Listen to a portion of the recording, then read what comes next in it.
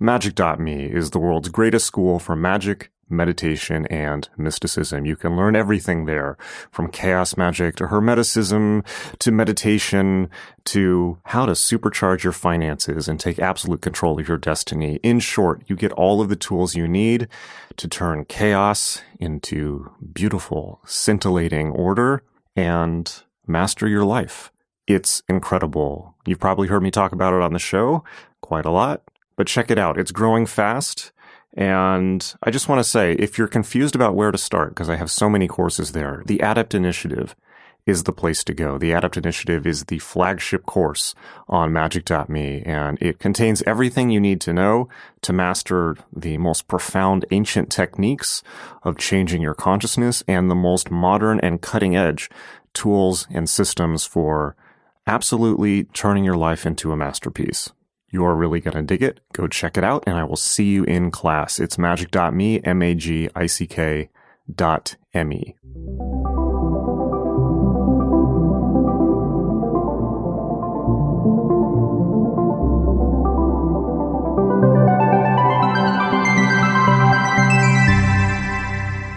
Yes, hello. Welcome back to the Ultraculture Podcast. My guest today is Caleigh Fisher, one of my oldest friends from way back.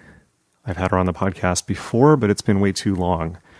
We knew each other through magic forums in the early 2000s and also the Temple of Psychic Youth and Genesis. And so we have a lot to talk about. She's definitely one of my favorite people ever. We covered a huge amount of ground in this podcast, and I'll let you have it. We went all over the place. This is a truly psychedelic conversation that you are really, really going to love.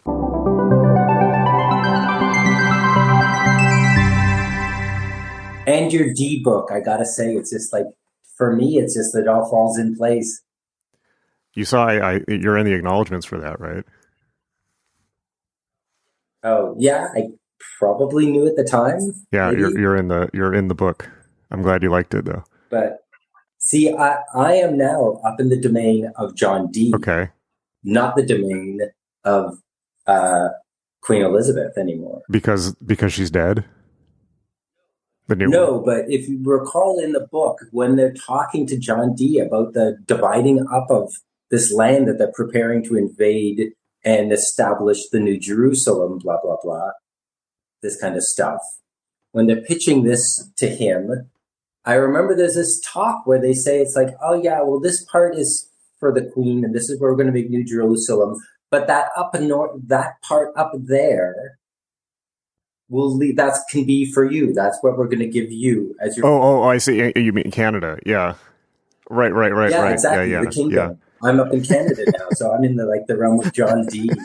And it's like you would not believe. It's just like it's been so weird being up here. Like it's such a culture change, way more than I expected. I never, ever.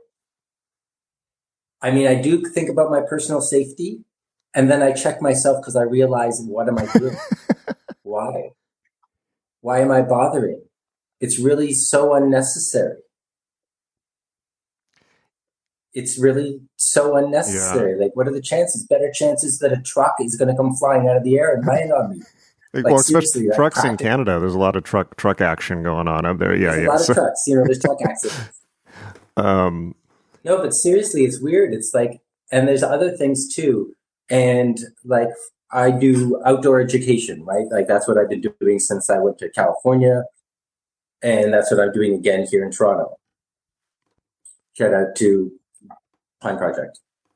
And so up here, it's like the whole part of like, we get in this circle and there's like acknowledgements and there's a really concerted effort. I know this, like, we can never make up for damages done by my ancestors, or if not my ancestors personally, by the culture that came here. You know, like I'm not going to get all like, well, my grandmother didn't do anything to the natives. It's like, fuck that. Like, accept some heritage. You want the upside, take the downside. That's a good point, actually. You know, it is. And so they're here, and like seriously, we're sitting around in a circle. It's like, let's learn the name of the river, not our name. The name. You know, like I get all broken up.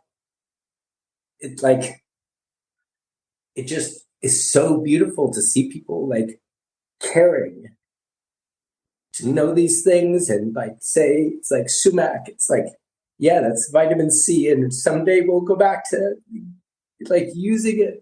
Sorry, I'm crazy and break it up. But it means so much to me.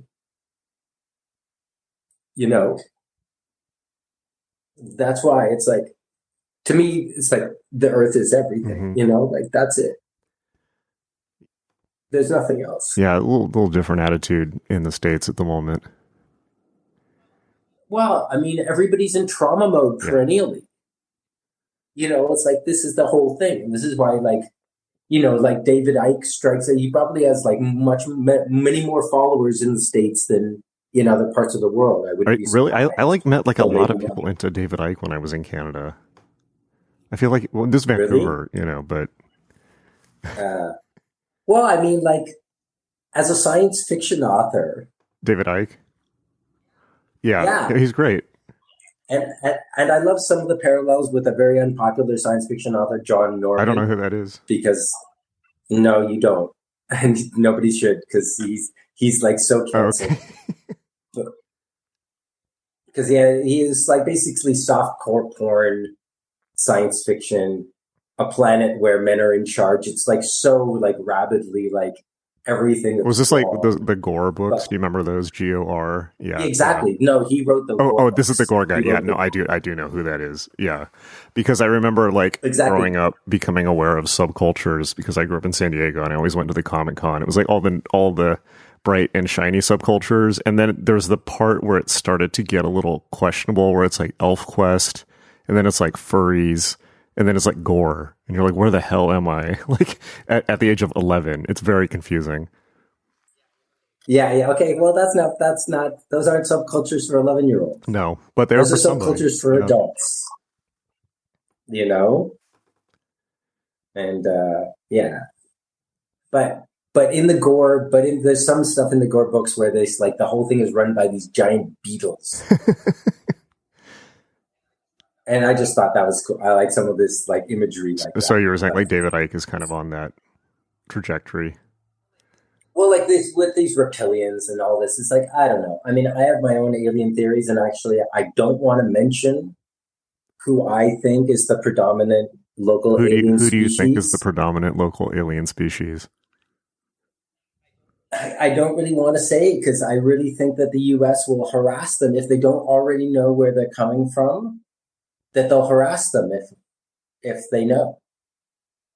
Though, I mean, I think it's like the aliens are so far advanced. Let's face it. It's like, okay, first, it's like anybody that doesn't think there's some kind of weird entities that once in a while somehow interact with us, they have no idea what's going on. Have you followed all the UFO stuff? I've seen UFOs personally twice. What happened? Okay. And neither time was it close. Once was a group sighting. It was like 5 of us. And we all look up in the sky and we're like, what the heck's that? And we just stood there looking at this thing going, what the heck is that?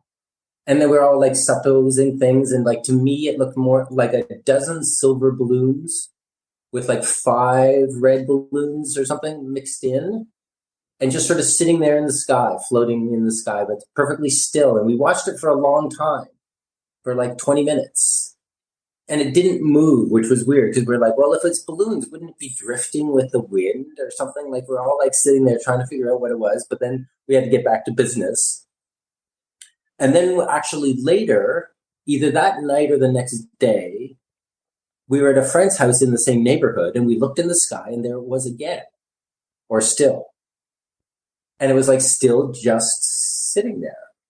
And it's like, how could anything not tethered? Like if it was tethered, I don't know, you'd figure you'd see the sort of this angle of the trajectory of how it's being pulled by the wind or something in it. Whereas this really just seemed like it was just like, ooh. just sitting there spinning like a bunch of silver balls with a red ball. So it's like mostly silver, but once in a while you get a flash of red.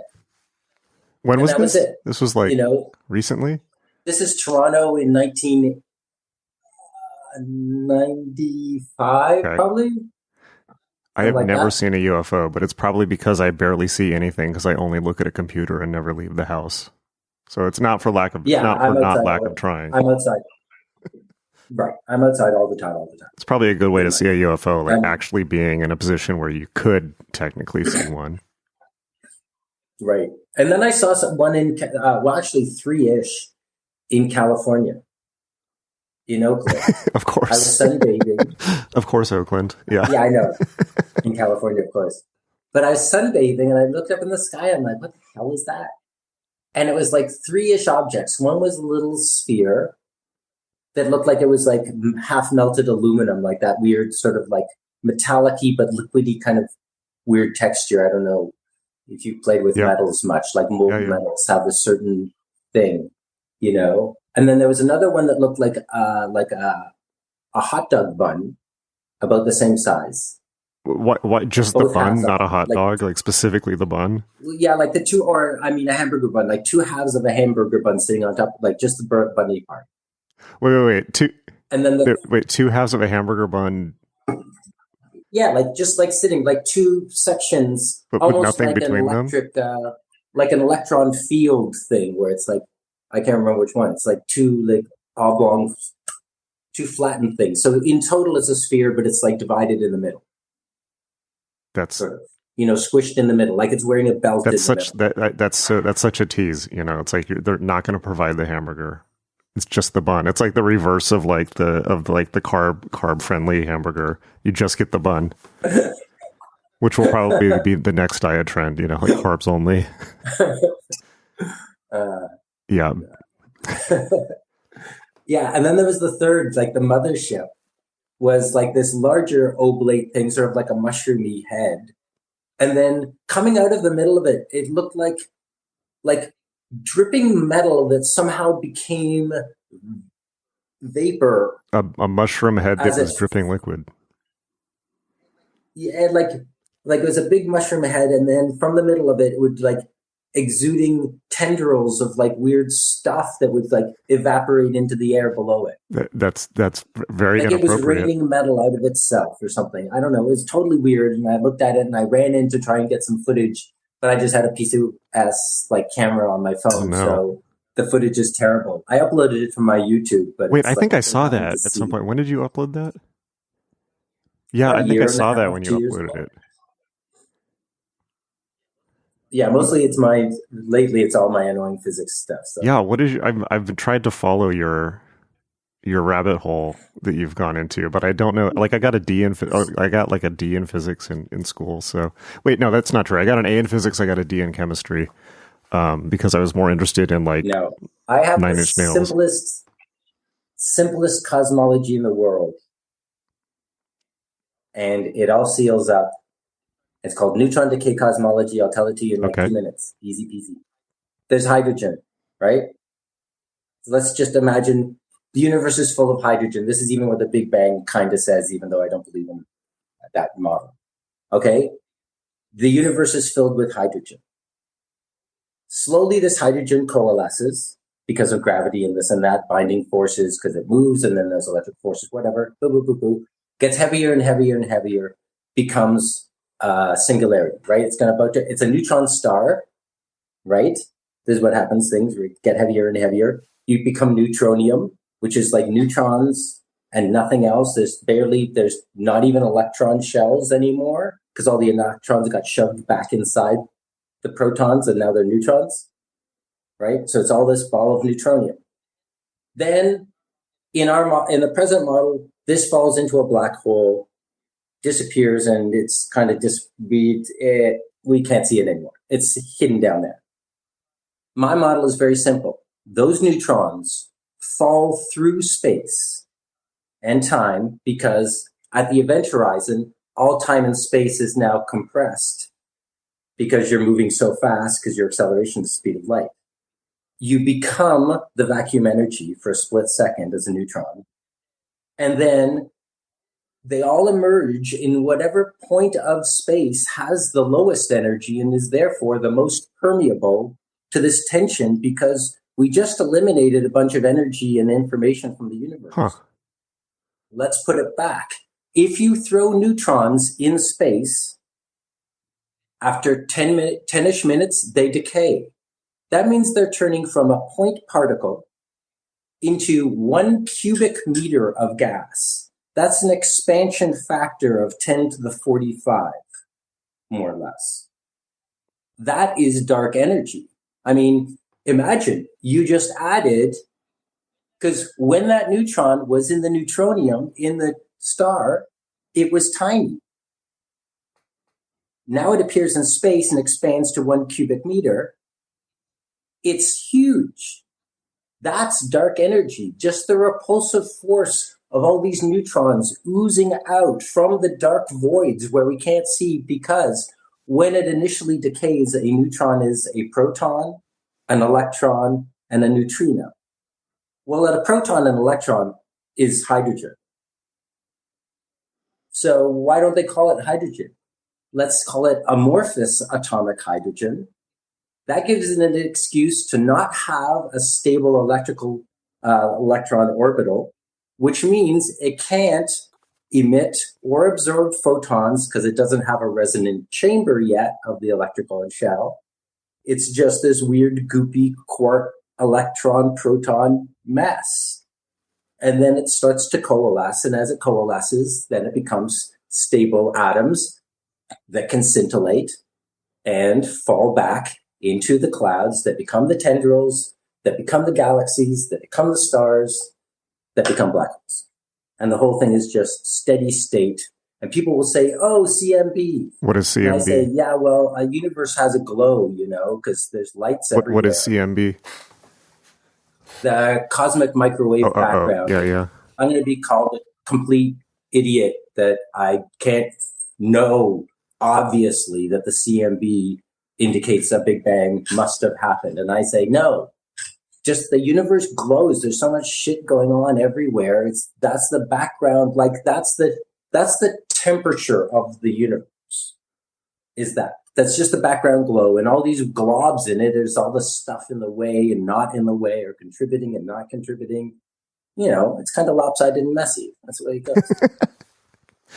So wait. So if I'm okay, so it always confused me. Wait, so I guess like in your model, everything's accounted for though, right? Because things are not getting destroyed at any point. Nothing's ever getting destroyed. A neutron falls through, it reemerges. It's 1 for 1, it's constant. This means that critical density, which is this issue about how does the universe not collapse in on itself, it's already stable. It is what it is. It's going to go on forever. It's a perfectly oiled machine. It stabilized itself. It's in orbit around itself, and therefore it's in a perfectly stable orbit. That both makes more, simultaneously makes more satisfactory logical sense, and is also much more calming and relaxing way to look at things. Then there's just a Big Bang, and then things get destroyed. And the Big Bang has always been very bizarre to me. Not for any theological reason, but it's just like there was a Big Bang at some point, and it's just like what? It doesn't make any sense. I know, just like pull that out of a hat. It just happened. We don't know why. We don't know when this happened, but at one point it just happened. No, I think the universe is eternal. It's infinite and eternal. Yet at the same time, it likes to obey the rule of conservation, right? Because that way, it takes no energy. Because actually, in my model, if we're on one side of the temporal manifold right now, on the other side is the antimatter universe. That means all charges, all motion, everything is constantly in balance. That's the universe where I have a goatee.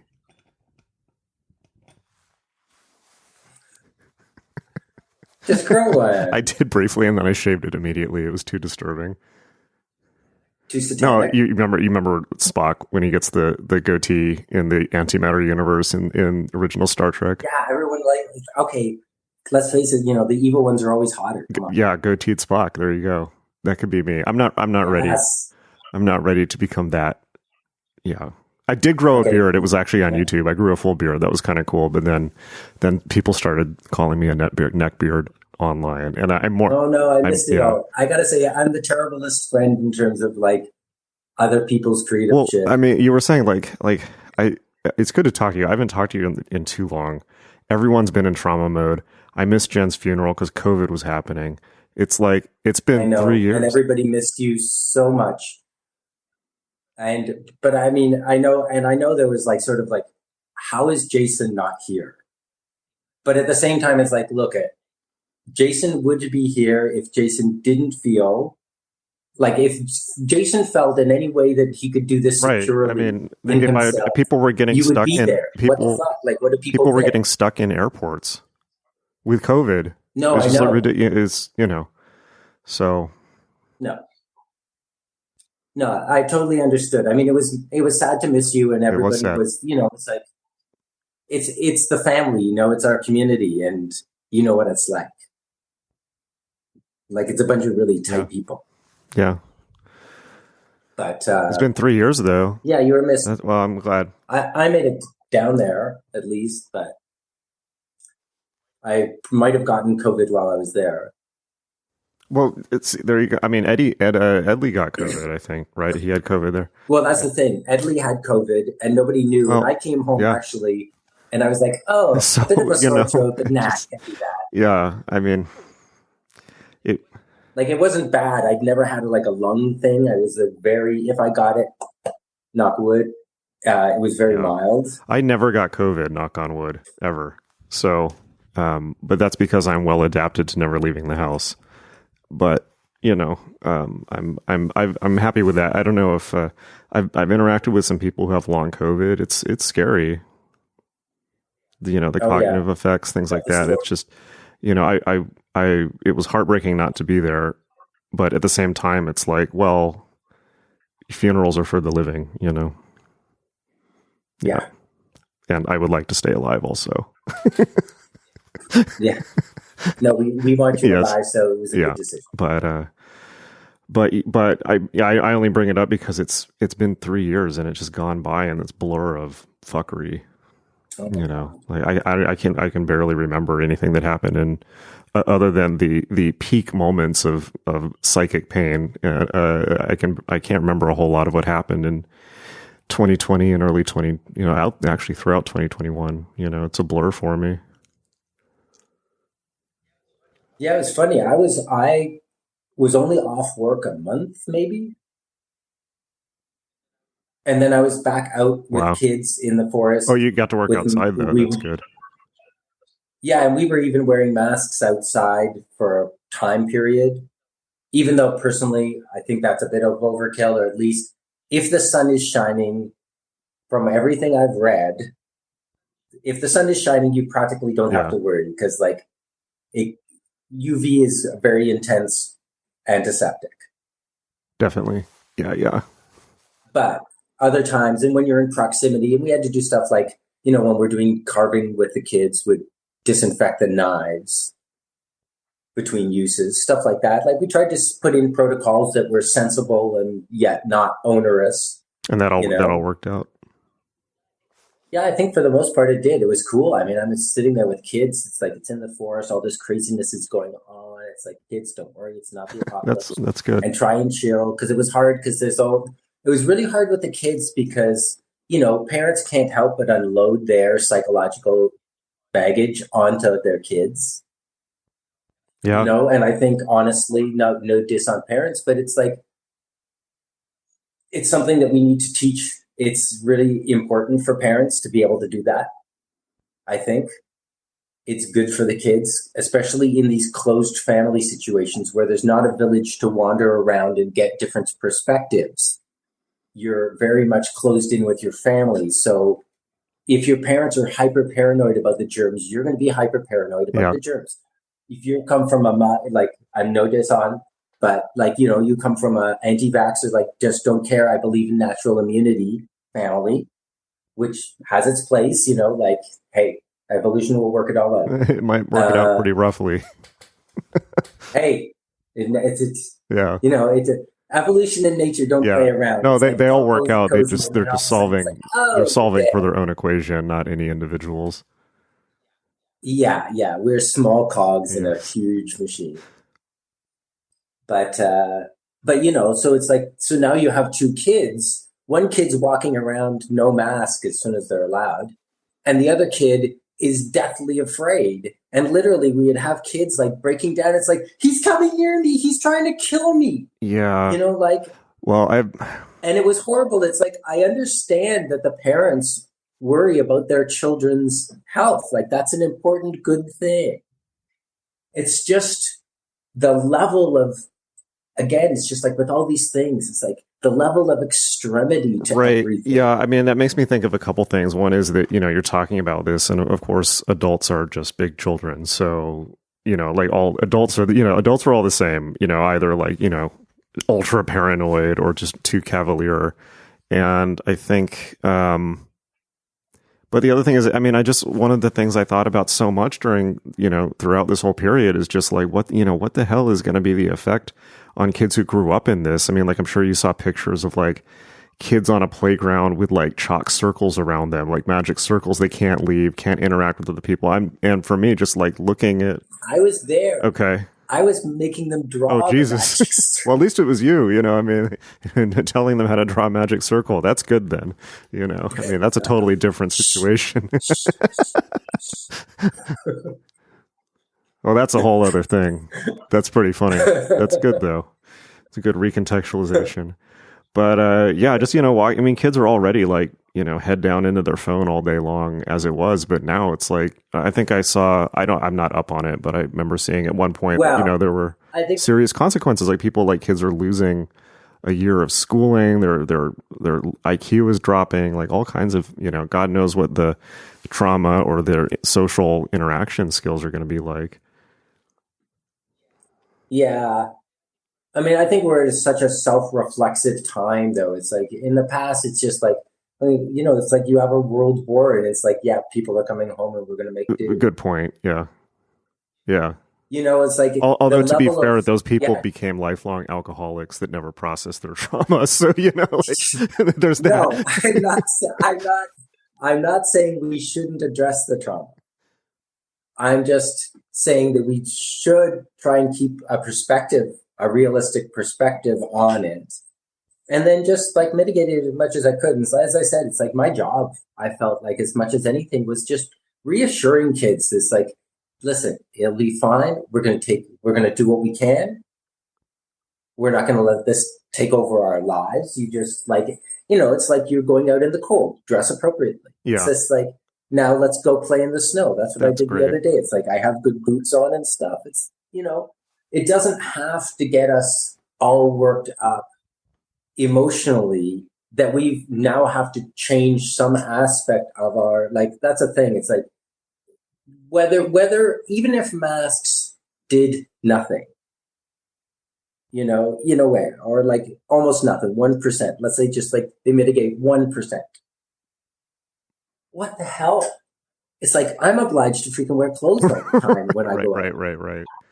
No, but seriously, it's like the level of social, it's like, it's like if I was walking around with a turban or something and it's like, I'm going to get beaten up because I have an extra piece of cloth on. It's like, what's on, what's off? It's like, this is just all such ridiculous, like social constrainty crap. Right. Well, I think that people saw these things as symbols of control, That's what I mean. But they read so much into them. It's like, at least, back in the day, that thing in the gay subculture of like tying handkerchiefs around the handkerchief code. Yeah, exactly. At least that has purpose. And it's like, it's really direct communication of a true thing. But the number of assumptions that people make, it's like, because this one thing, you assume all these other things. It's like, because I'm a freakish trans person or whatever, they make all these assumptions about me. It's like, you don't. Right. It's like it's like the whole like anti-masker thing. It's just like, I remember.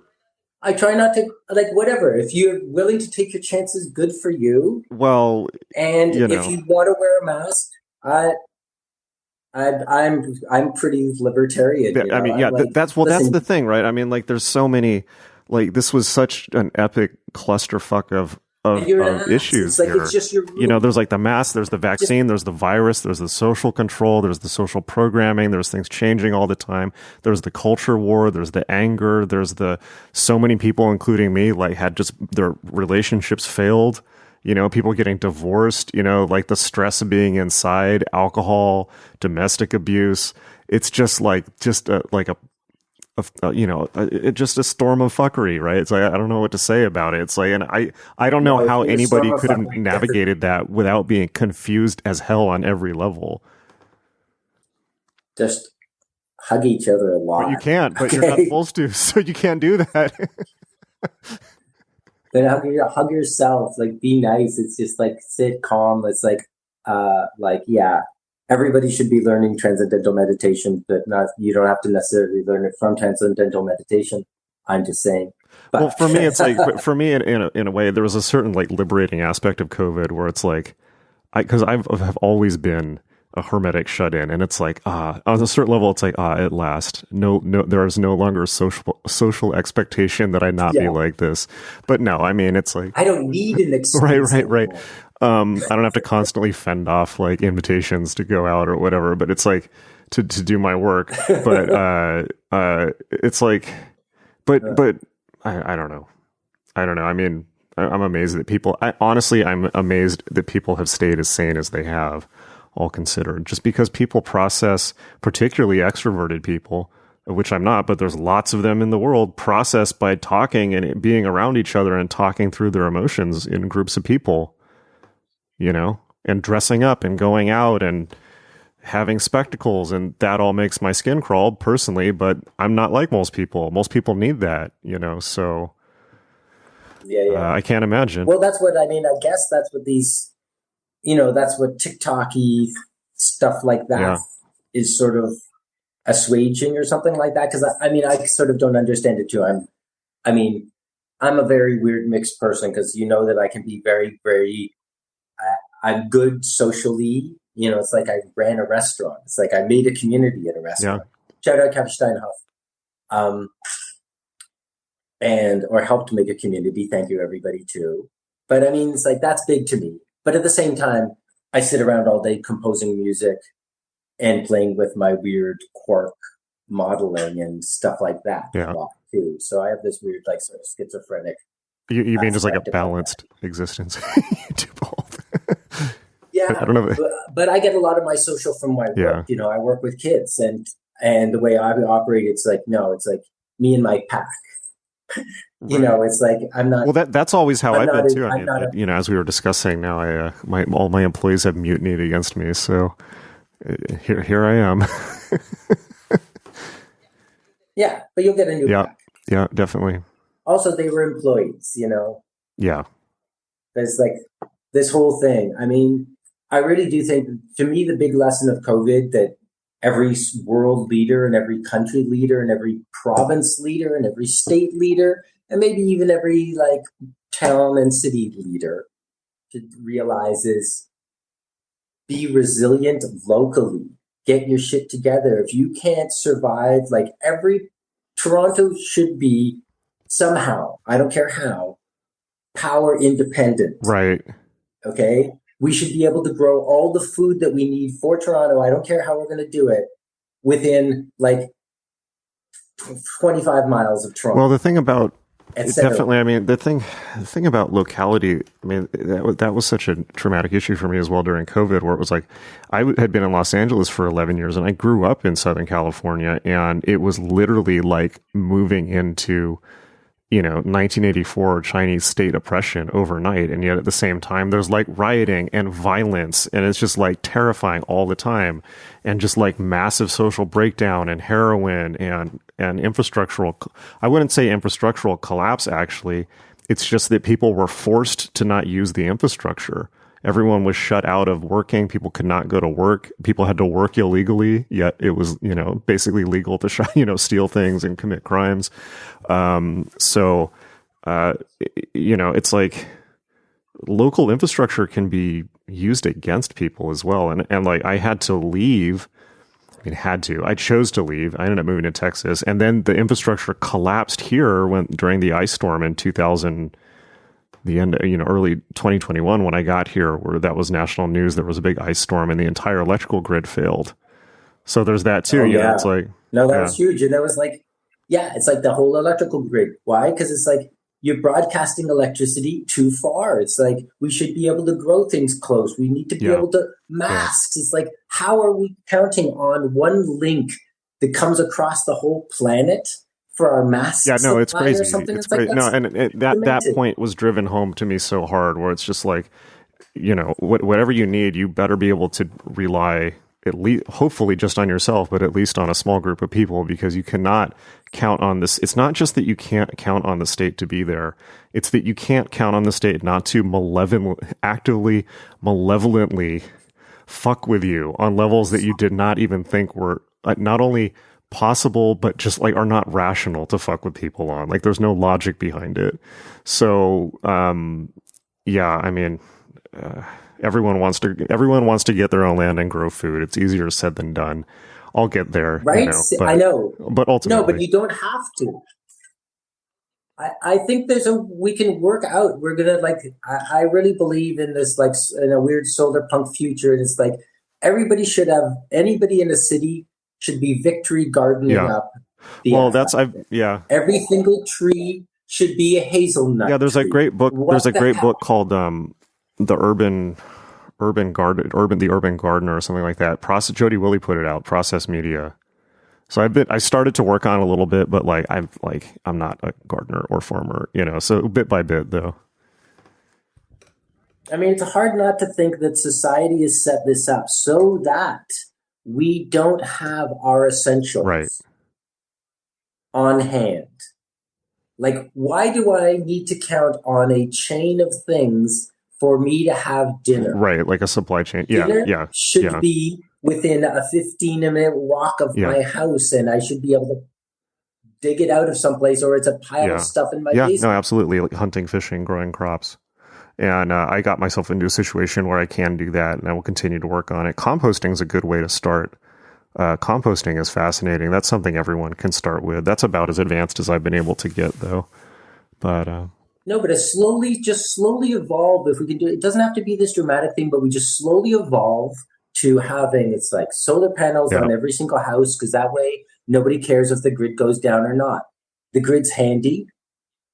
It's nice and efficient and whatever. It distributes the power, but we shouldn't be counting on it. Our water, we should be having giant ass cisterns so that we can save our water, even though it's illegal. Right, it is illegal. It's illegal in Canada California to harvest rainwater.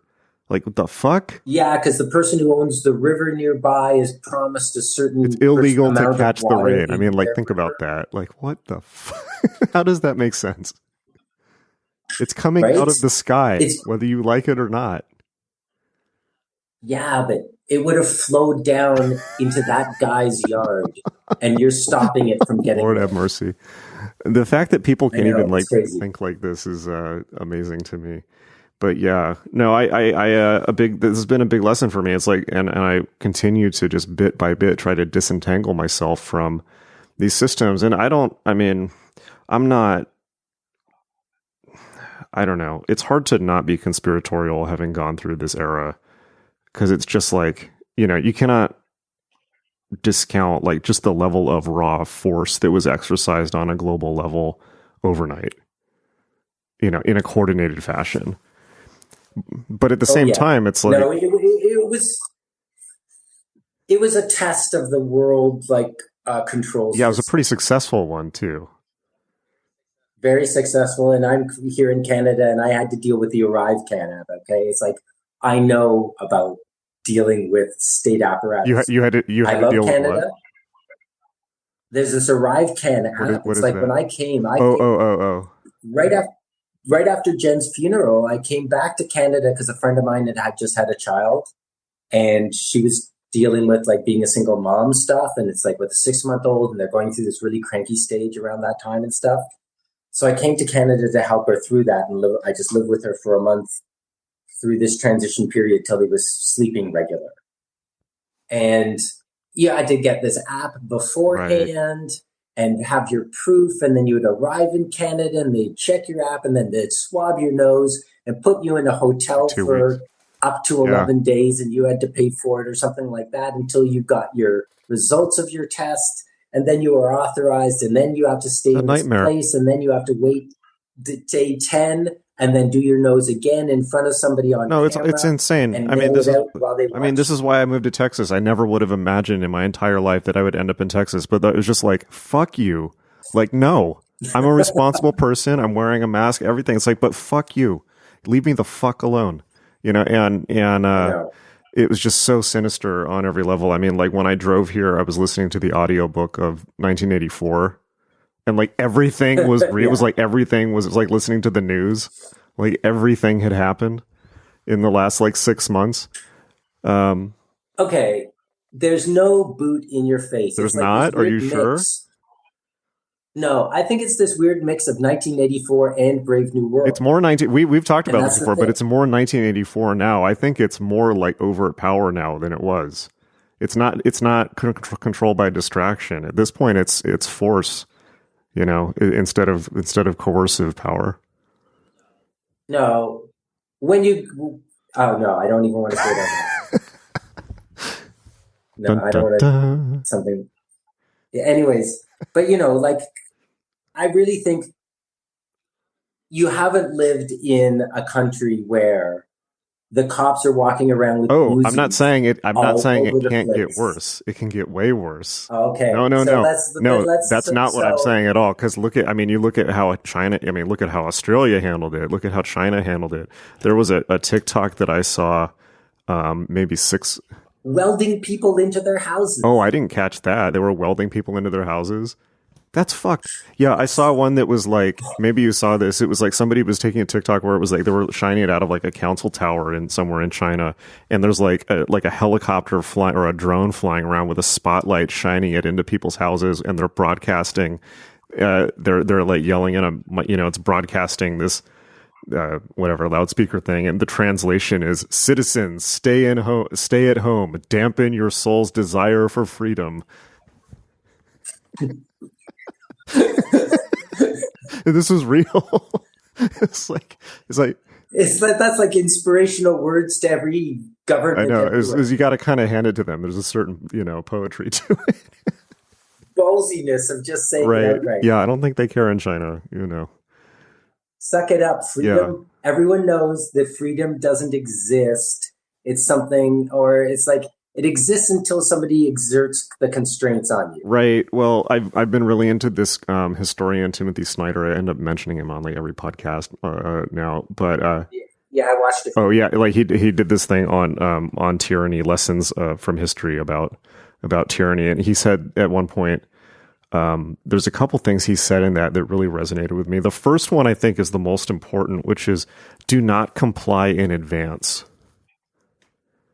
And that's something that I found myself, looking back, doing in a few ways. And that's quite disturbing to me. And it's like basically like don't comply until they force you. Right? Don't like think ahead as to what, the control system is going to want and like comply with that in advance, which people do when the heat is on.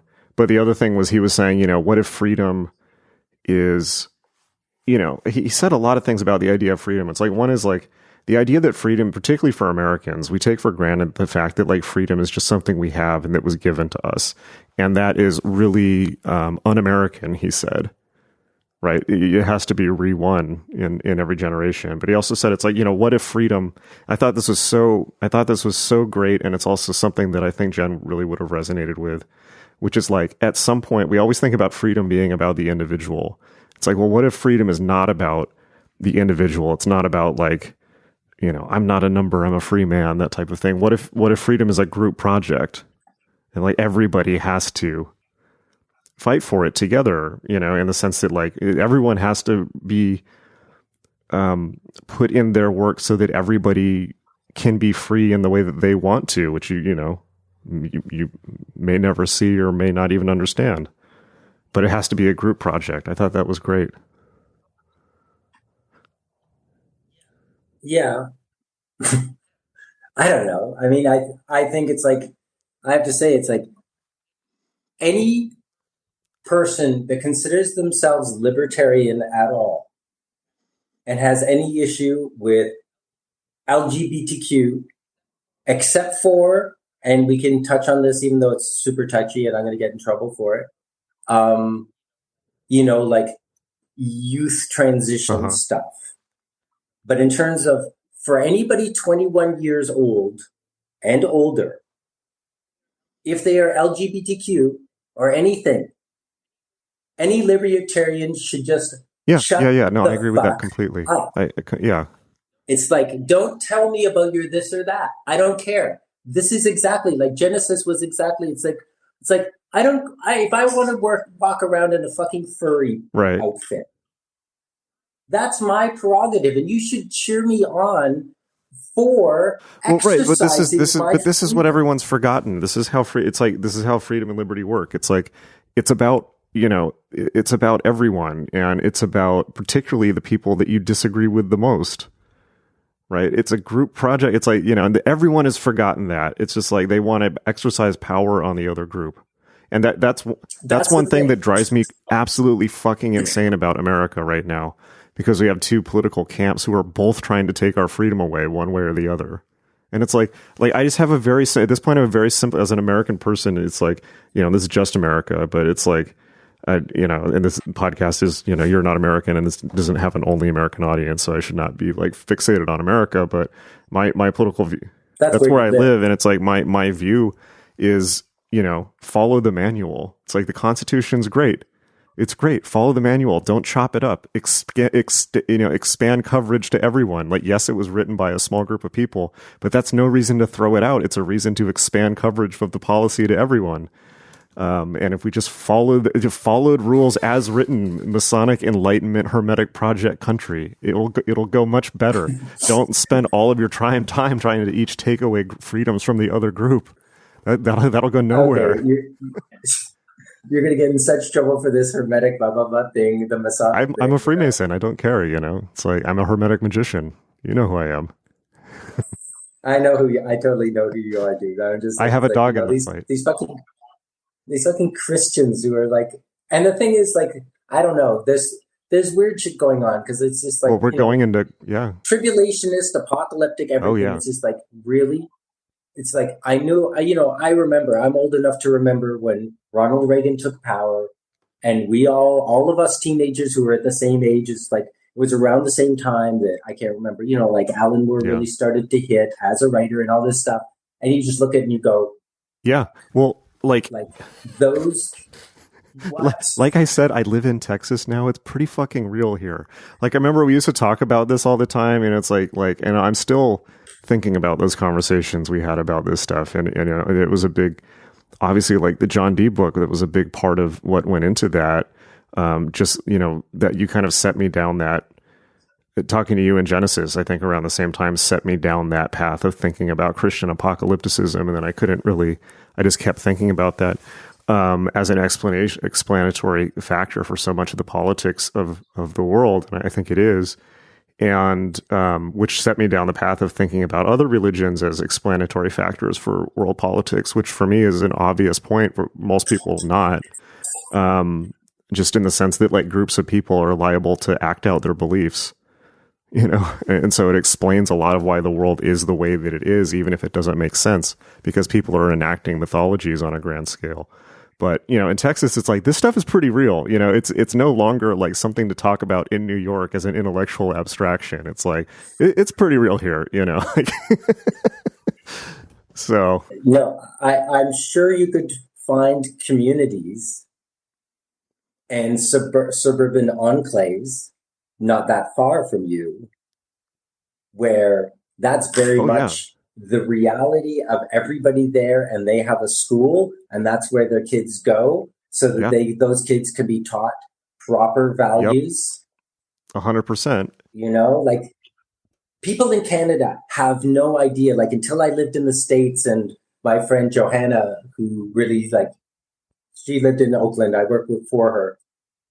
But she was a smarty pants, and she used to read all this stuff. And she really, like, just made me aware of just how pervasive, and, I'm going to come across as, like, anti-Christian, but fuck that, whatever.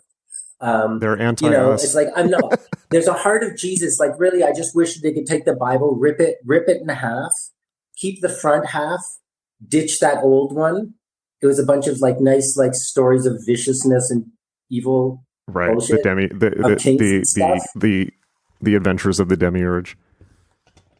Yeah, exactly. No. And I'd keep the Jesus part, even though it is basically was a manual designed to teach slaves how to be subservient and obedient. I don't care, because the spirit of love and compassion that runs through that is more Which important. oddly enough has been perpetually lost on people. I mean, like even Jesus is like, look, what, you know, it's like for me, like there's so many funny stories in that book. It's like the story of the Good Samaritan. It's like, why the fuck are you rules lawyering about all this old bullshit? The point is to like care about people. Like, you know, that story. Or do you, I don't know. It's like, No. for me, this is the I funniest story in the Bible. It's like, basically it's like Sunday, it's the Sabbath. Everybody's going to temple and no one can work on the Sabbath. And somebody crashes their cart, right? Like crashes their car on the side of the road, and nobody stops to help because they can't work. It's the Sabbath. And then like, except one Samaritan, you know, who's like from a different religion or something like that. And Jesus says, this is like, this is what you're like. It's like, what the hell? It's like the point of religion is not to follow all these rules. It's to care about your fellow person. How much more could you miss the point, you know? Right. Yeah, exactly. That's the thing. It's like, you know, like I was raised agnostic, borderline atheist, but it was just like the golden rule. You don't need anything else. Right. That's it. Just, if you just really own it, you're good. You know, it's like, why would you do that? Do you want somebody to do that to you? That's all the question you ever have to ask. You know? Yeah. Like, appreciate the reflection. Like, if we're going to be staring at our reflections all the time, like I was noticing this, it's like, it's not even content. There's different realms of the internet. It's like, there's this part where we're social interaction with an actual other person. There's me using tools on the internet and researching stuff and whatever information. And then there's this weird thing where it's like people make videos of themselves posing. It's very TikTok-y in this generation. I don't understand TikTok at all. I'm not hating it at all. I don't hate on anything. Things are just what they are. They're evolutions, you know? But it's like all these people looking and it's like you're watching a video of yourself from 10 minutes ago primping in front of the camera. And now you're like evaluating it. It's like, did I primp enough? Did I blink? Was that like, no, I'm going to re-edit that. Like, it's just like, wow, I don't know. I love playing this game with people where it's just like, can you tell me one social media post you saw last year? Like, can you remember one? No, the wash. But it's like you probably spent like at least if you're like me, you probably spent at least a couple hours a day, if you're honest, like looking at this stuff. It's like, just tell me one thing you saw.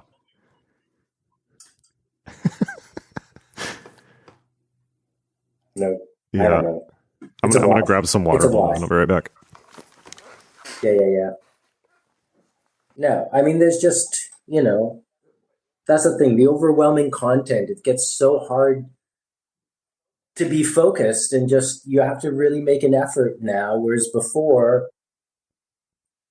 it was more like people were starving for things to do. So they had all these really beautiful, like, social things. It's like playing games and telling stories and, you know, playing the piano for each other and all these kinds of interactive media making, yet at the same time, I mean, people had to make their socks. We don't have to make our socks. Is it such a bad thing that we had to make our socks? I don't know. If we have to make our socks, then that's making socks amount of time that nobody had to provide media for. I couldn't hear you without the headphones. This is my dog.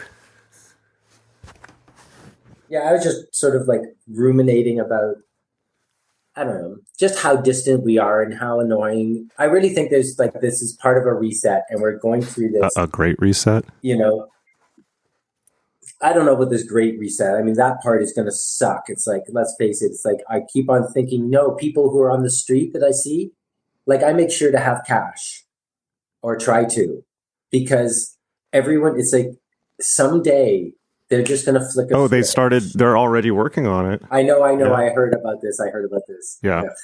Anyways, and it's like, it's not eliminating cash yet. And people up here in Canada really like their cash, it seems, actually, I've noticed. But they could do that.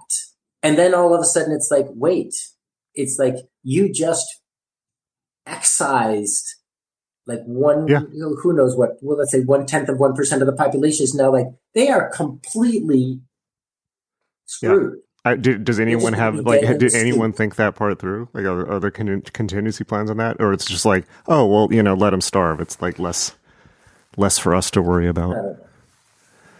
I mean, I remember I was listening to some economic podcast several years ago where they were talking about doing this in India.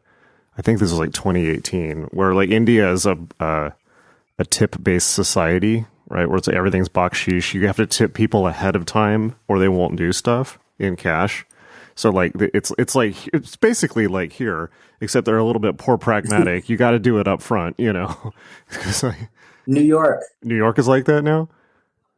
Well, I mean, no, it used to be like that. It's like, you want a table? You give the guy a 20, you give the door. Right. Yeah. It's like, but there it's like, if you want literally anything, you have to do that. And the government hates it because they can't tax that.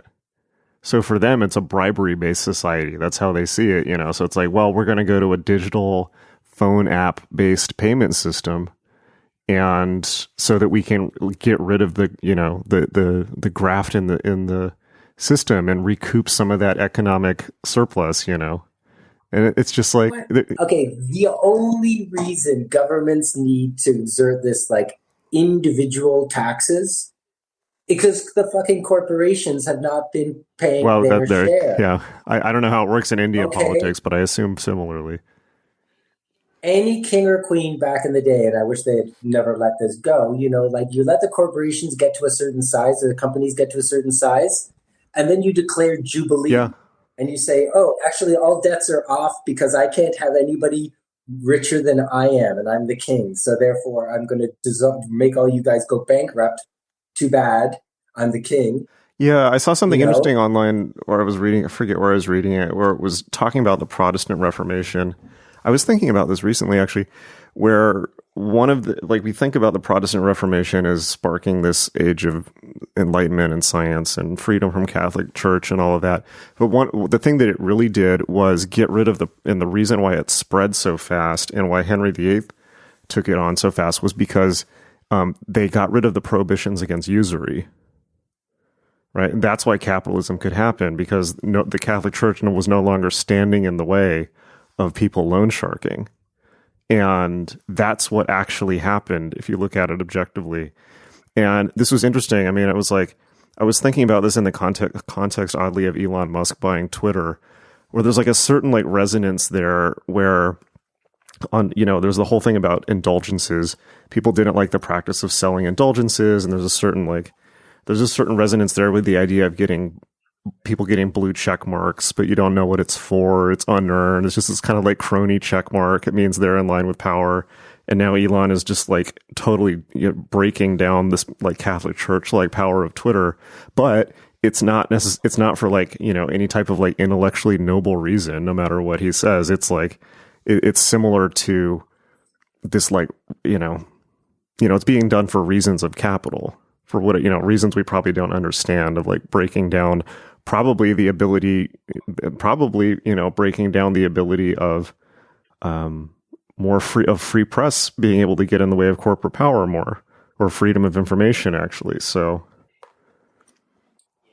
yeah, let's I mean, Elon has his like legions of bots or not bots, might as well be, because their heads are programmed to just defend this dude endlessly about everything. With Elon, yeah. And I don't hate the man.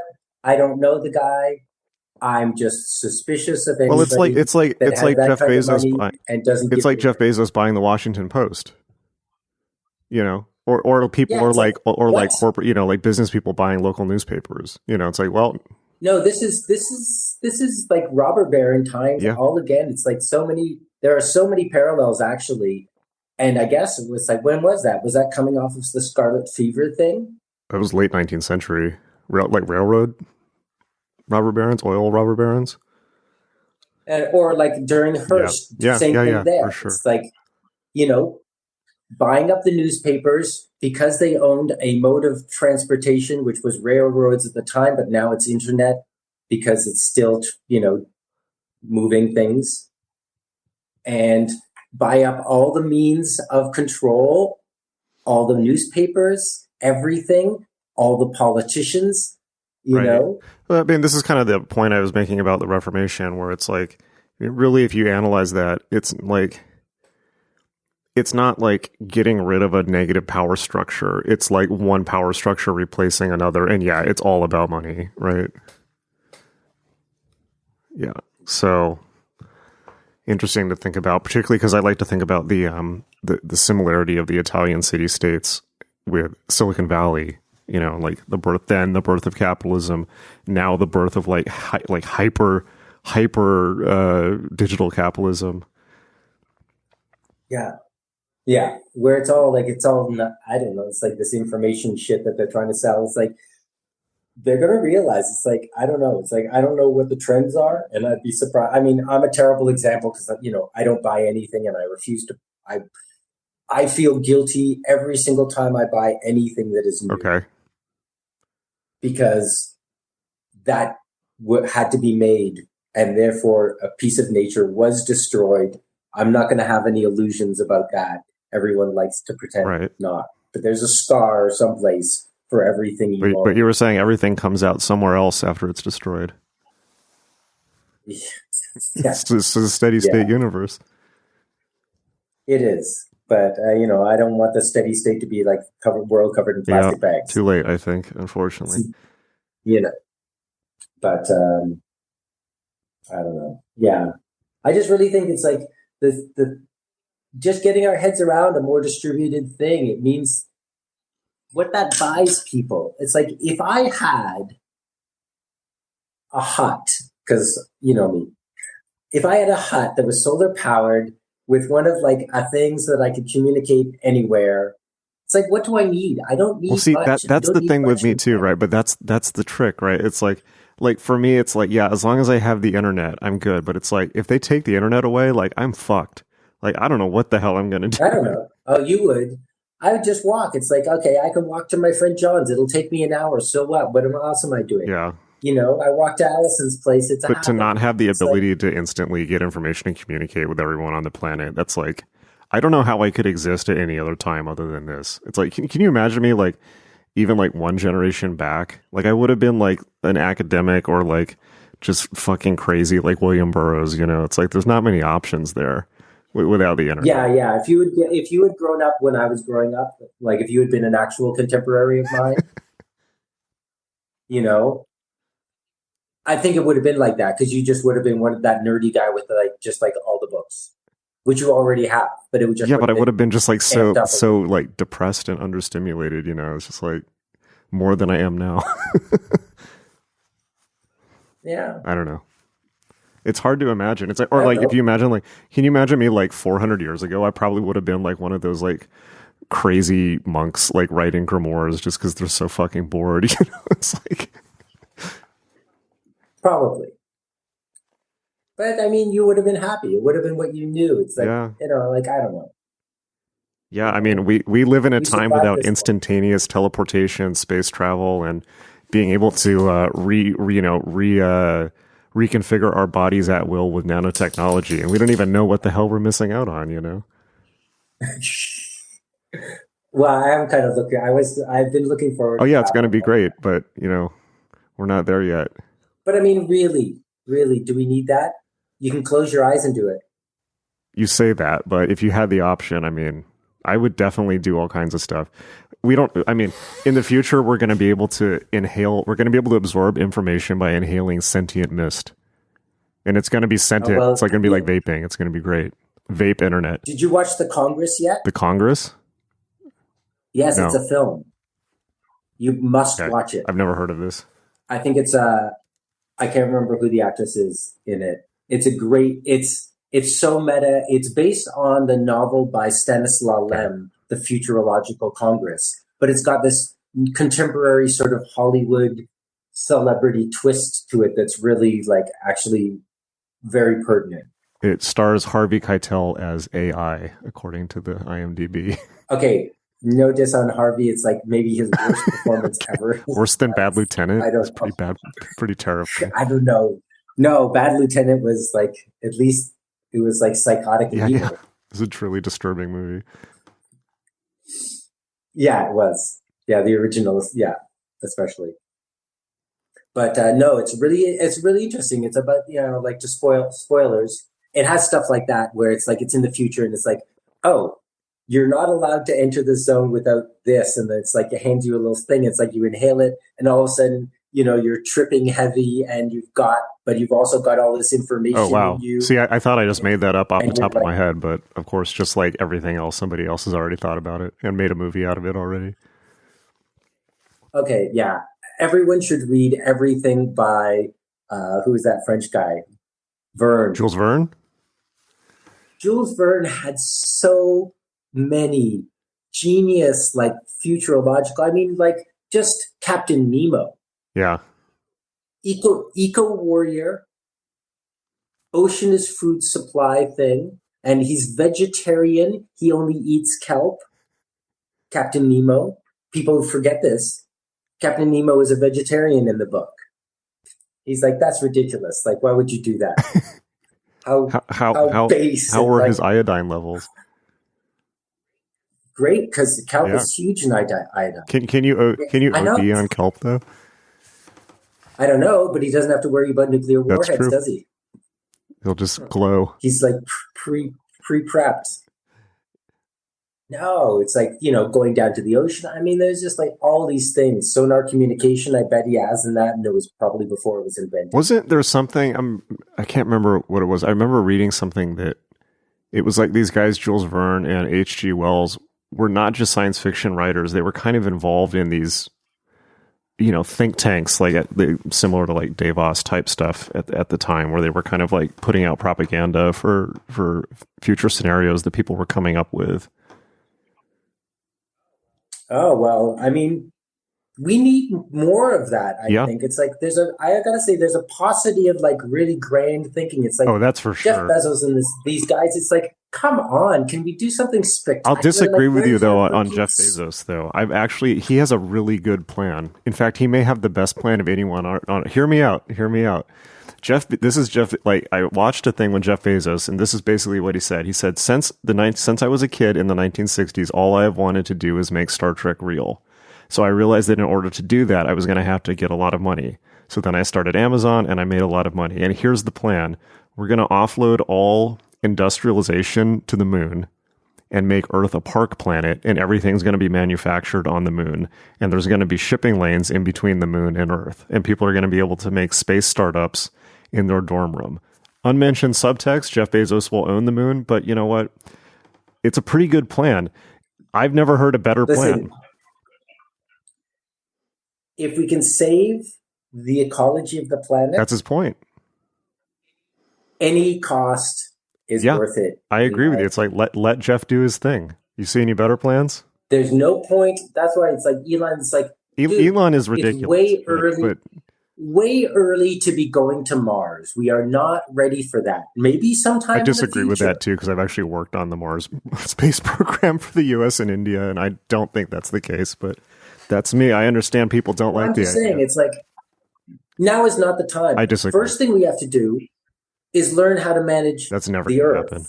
People are never going to change. If they were going to change, they would have 2,500 years ago. We can't. It's not possible. People are not going to change. We just need more space. You can't. We're not living anyplace else. It's ridiculous. It's not absurd at all.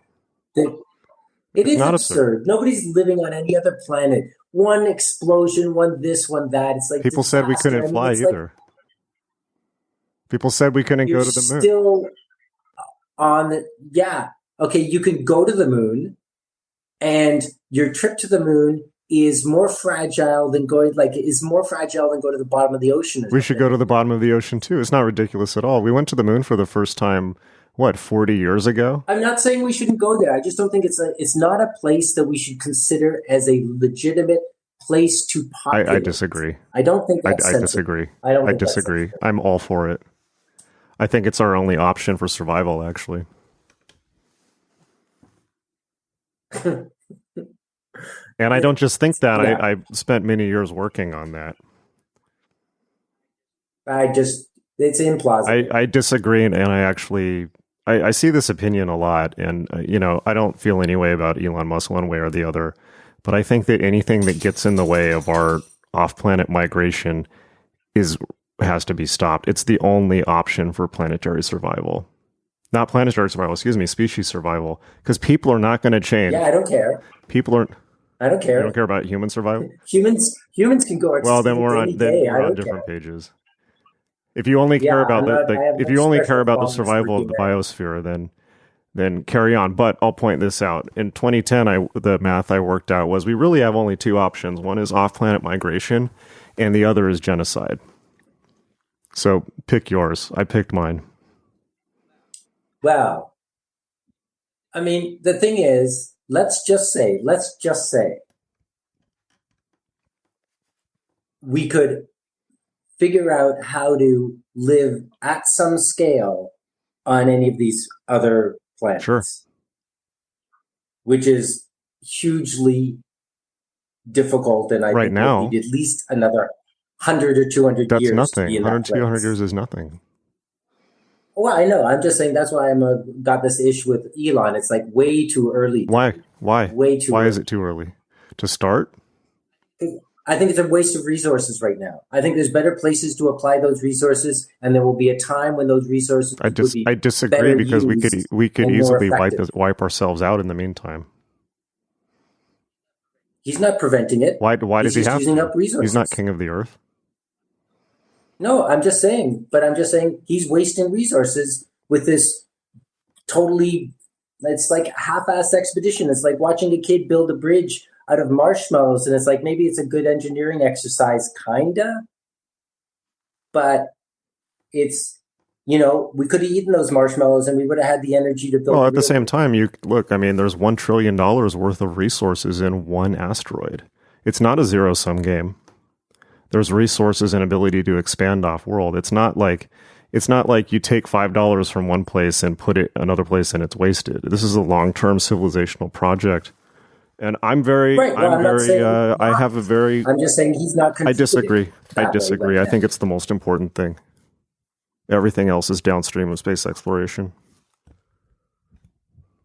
But we can't do space exploration if we're all dead. Well, we can't do anything if we're all dead. And my point is, if we do not have living space to expand in enough time, we will be dead. There's now, as of a few days ago, 8 billion people on the planet. Because if we run out of resources without living space, then we're all just going to end up killing each other for limited resources. That's exactly what's going to happen. Well, unless we get space. So you see my point. And then the people will kill each other in those places. You're assuming that. We're going to get out of solar system? I didn't say out of solar system. Well, then wait. If you can't get infinity. Well, you're just arguing. This is just words now. Well, no, but I mean, wait, we've expanded into the solar system. What happens after we've used up all the real estate in the solar system? To where? We live in an infinite universe. So we're getting out of solar system. We're talking super long term now. I'm saying the destiny of, it's like Burroughs and Geisen said very clearly, Earth is a space station and we are here to go. I take that very seriously. The destiny of human beings is off-world. And if we can't do that, then at some certain point, it's like a dandelion that gets burnt before it can spread. And I'm not so cynical about human beings that I think that would be a good thing. Well, good, bad. Bad.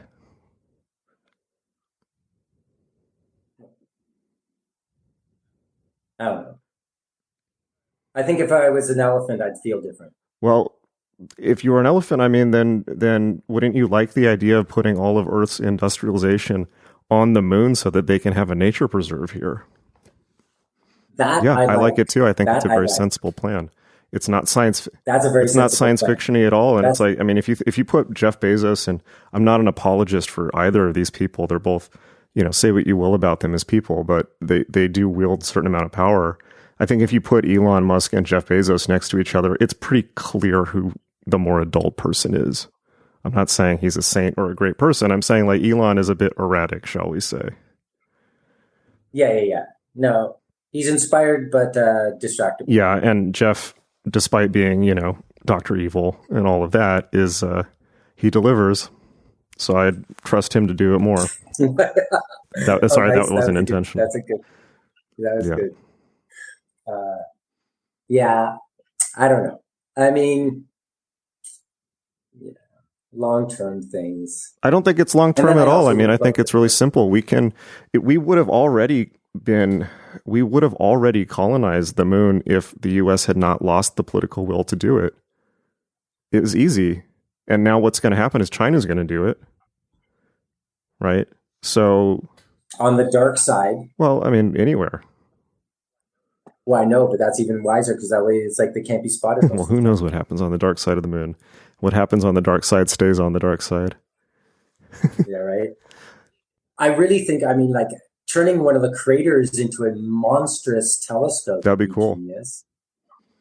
That would be cool. You just spread a giant piece of cloth, basically, over shape. You create a little bit of suction and you get an automatic parabolic shape out of it. They'll refine it, of course, and do it really nice. But you could build a giant thing. It would be easy. You could probably use the aluminum on the moon and the sun shining on the moon using, sun things to melt it all and make your stuff. You can do it for free. Well, you could turn craters into speakers, like speaker cones. That would be awesome. That would be awesome too. And then just like... except that you'd need to have them that big because the air's so thin get any volume at all. You'd have to have a huge... Oh, really? Like, would you not be able to hear anything? No, there's no air. It'd also be pointless. Well, you could make atmosphere and then make speakers. That's just why so you could play people your Fire people mixtape. The ocean. Because the ocean carries sound really well. So all those animals, all the cetaceans in the ocean, when you explode something in the ocean, it's way louder because water carries the sound way better. It's much denser, did not know that. Right? It's got a higher speed. And it's like, if you could create an impact, like an explosion, that's why you depth charges. You just have to explode it near the submarine. The shock wave of the water is enough to rupture. So I've never thought about this before, and it's pretty depressing, I guess. It's like, so if people are setting up depth charges, are they like killing like all of the life, like, in a certain radius just by the shock wave? Oh yeah, probably. Famous way to go, the cheapest way to go fishing dynamite is with fishing. A bunch of exactly funny. Dynamite fishing. Speaking of unheroic things, wrong. Yeah, it's awful. I mean, there are people who do poison fishing where they just dump poison into a lake and wait for the fish to come to the surface. Well, that's a traditional indigenous. Oh, it is? Yeah, that's funny. That's like indigenous people in America used to light the plains on fire and let all the buffalo run off a cliff and then just harvest the meat at the bottom of the cliff. Just like kill all the buffalo. Right. Well, but I mean, no doubt they were managing it reasonably well because they lasted for a pretty long time with a fairly stable population. So as long as you do that, I think that's our problem right now, is that we, at some point, humans do need to figure out how to close the loop. What do you mean? Like where it's like, we need to be mining our garbage. Yeah. Oh yeah, for sure. Because there's a lot of resources that we're throwing away, and because we're not doing snout to tail kind of usage of everything. Got to get that snout. We're losing out on a lot. Like just the other day, when I was in Oakland, just before I left, somebody walked up to program and they handed me this piece of Swedish leather stuff. And they're like, hey, what did that come from? Right? And I'm like inspecting it. I'm looking at the nature of the leather and the pattern on it. And I was like, I don't know, some kind of lizard it looks like. I don't know. And he's like, salmon. Wow.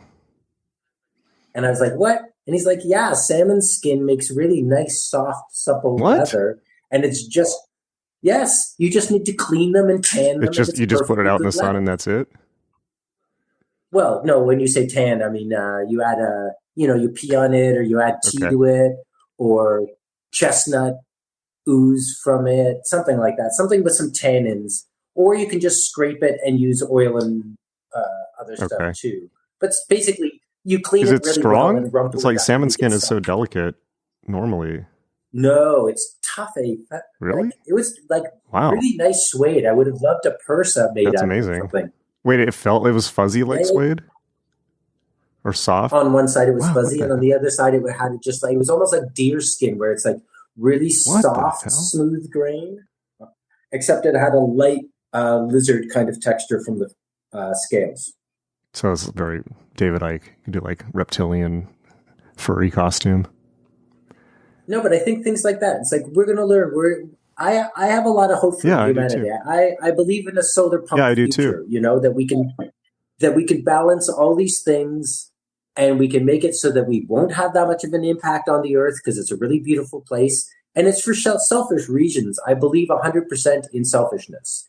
You know, I help somebody in the street because it makes me feel good, and I just help the world by that's great. No, right? That's great. I feel the same way. I mean, I have to, I occasionally have to break up my darkness and rumination by helping somebody so I can feel good at least for like 5 minutes, just a little bit of raise.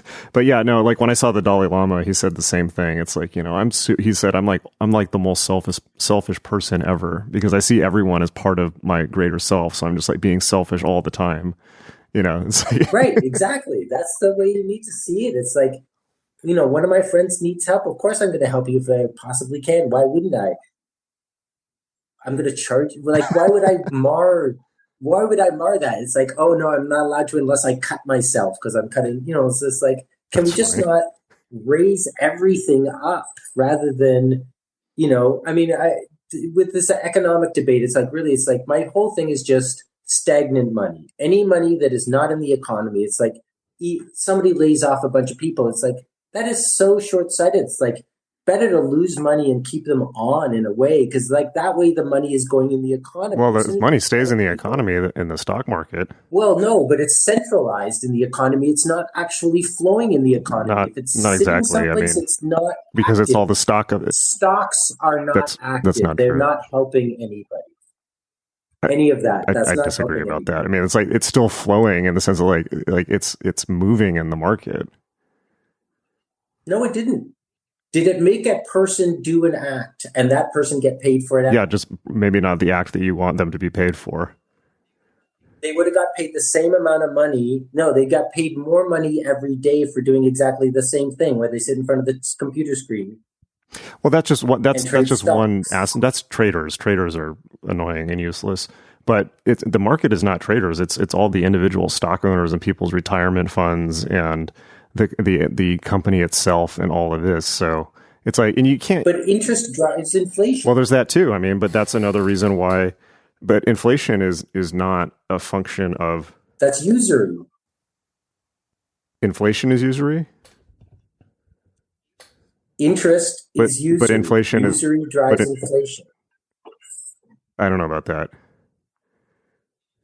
Interest is it? Usury. Well, interest is usury, but is inflation? Inflation is not interest. No, but interest drives inflation. That is because your money is worth less. So now you have to print more money. That's non-causal though. That's indirect. It could, but not as a direct function of. Same with all savings. Any money that is not actually flowing, any money technically in a savings account right now, in any kind of static holding account where it's drawing interest, should be flowing. And it's hurting the economy that more money isn't flowing and that too few people have too much money that isn't actually employing people. It doesn't do that.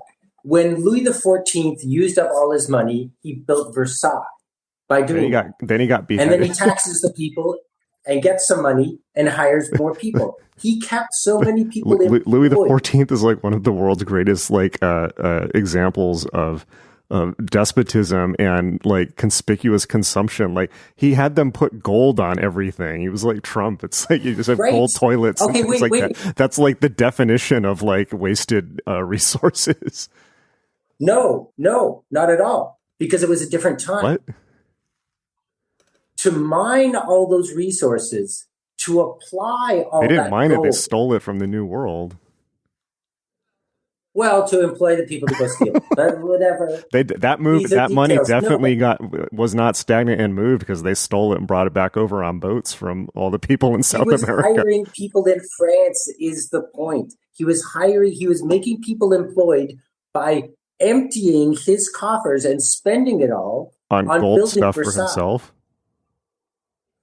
It seems like an opulent waste of time, but just like the pyramids, you ended up keeping everybody employed and giving people things to do. He could have held on to that money, and all those people that built Versailles wouldn't have made any money or had any work. He did hold on to it in the sense that he was making gold. He was making gold stuff for himself, not for other people. It was for the employment. Making everything gold in his palace was for the employment. It takes a lot of work. I'm sure it takes a lot of work. I don't know if it was out of the goodness of his heart. So you have to employ a lot of people. All those craftspeople got jobs. If he hadn't built Versailles, all of those people would have been unemployed. He was smart enough to know, I need to give a vision for gold France. Toilets for me. I need to give all the people nearby something to do so that they'll like me and defend me because I supply the entire economy. I don't think they liked him and defended him. They ended up killing him, didn't they? Well, yeah, no, that's 16th, 17th, right? Yeah. He the Sun King was. He did have the longest reign of any sovereign in history. That's so he had that going for him. Okay, if he beat out any of the British, like any of those women in Britain, then that's he reigned for 72 years and 110 days. That's longer than Elizabeth II. That's pretty good. And the revolution wasn't until after him. Well, there's a point here I've been thinking about a lot that is, I think, a fundamental point that we both agree on, and that gets lost so much, which is when people talk about the economy. They talk about these abstractions on screens and derivatives and stuff and usury, right? And people moving numbers around. The economy is not that. The economy is people and their labor. And that's how I feel. And I think I think that I actually was thinking about this too. It's like the idea that the economy is human labor and not like numbers, abstractions, is one of the most dangerous ideas on the planet, because every time somebody proposes something like that, they end up getting killed, like Gaddafi, in Libya, things like this. It's like, but it's so obviously true. It's like, no, it's like the whole number abstraction game of the economy. It's like basically somebody showing up and saying, all of your stuff belongs to me because of this complex equation that you don't understand. But I understand it, so give me all of your stuff. It's like, no, it's just like, there's this, no. It's like the economy is people's labor and the products of it. But most importantly, it's the labor power of people. Right. And even wider, I mean, that's the sad part is that we've reduced it to that. I mean, I believe money is actually a virus from outer space.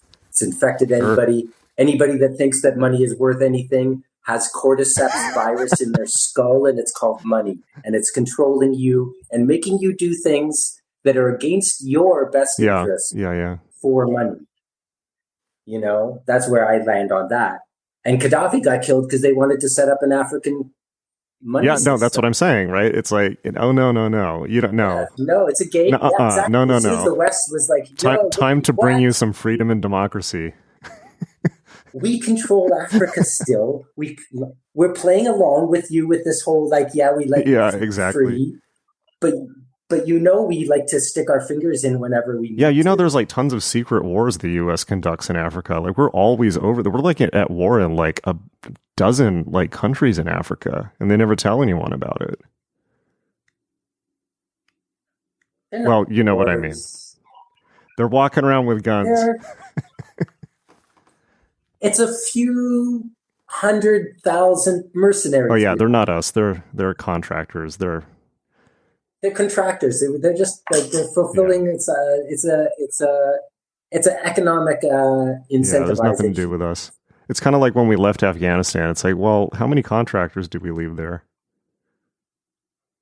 Oh my God, that was such a debacle. And people get so into it. It's like, I mean, nobody should have ever been there. And it's like, how could they just not send a few like some nice covert snipers? Yeah, you can have some people climbing around hunting. That's what everyone wanted at the time. They were like, do some James Bond shit, but nope.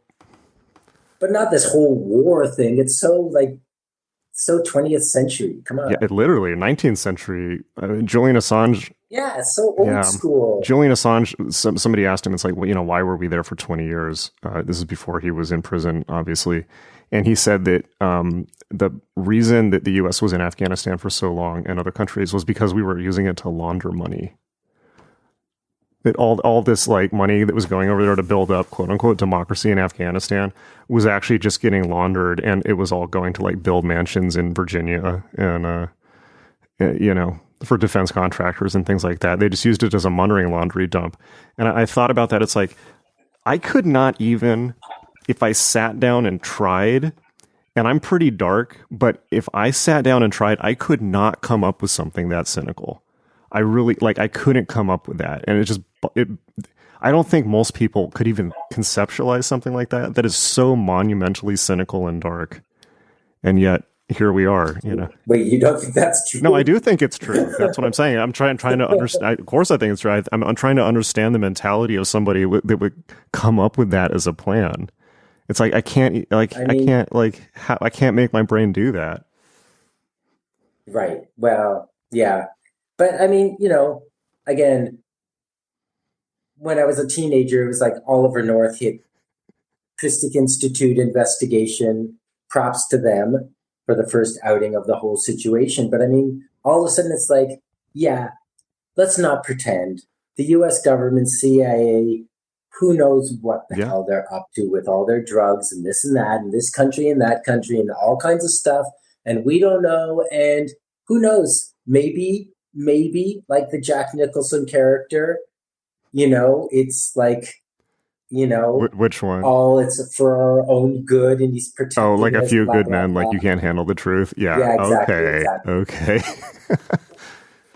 Or it's just a bunch of greedy bastards who don't care what levers they pull and how many people they kill is because it's not their friends or family. No, I think it's I'm at this point in my life much more ready to assign things to basic greed and stupidity and confusion, or just greed, than anything necessarily more than that. I think that, but I was thinking about this a lot recently, and I came to the conclusion it's like, you know what? I think America is basically just a drug cartel. It's like, why were we in Vietnam? Why were we in Afghanistan?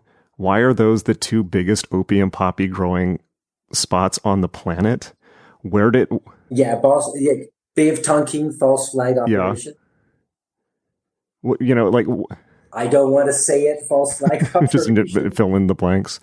Fill in whichever one. You don't get sued for $1 billion.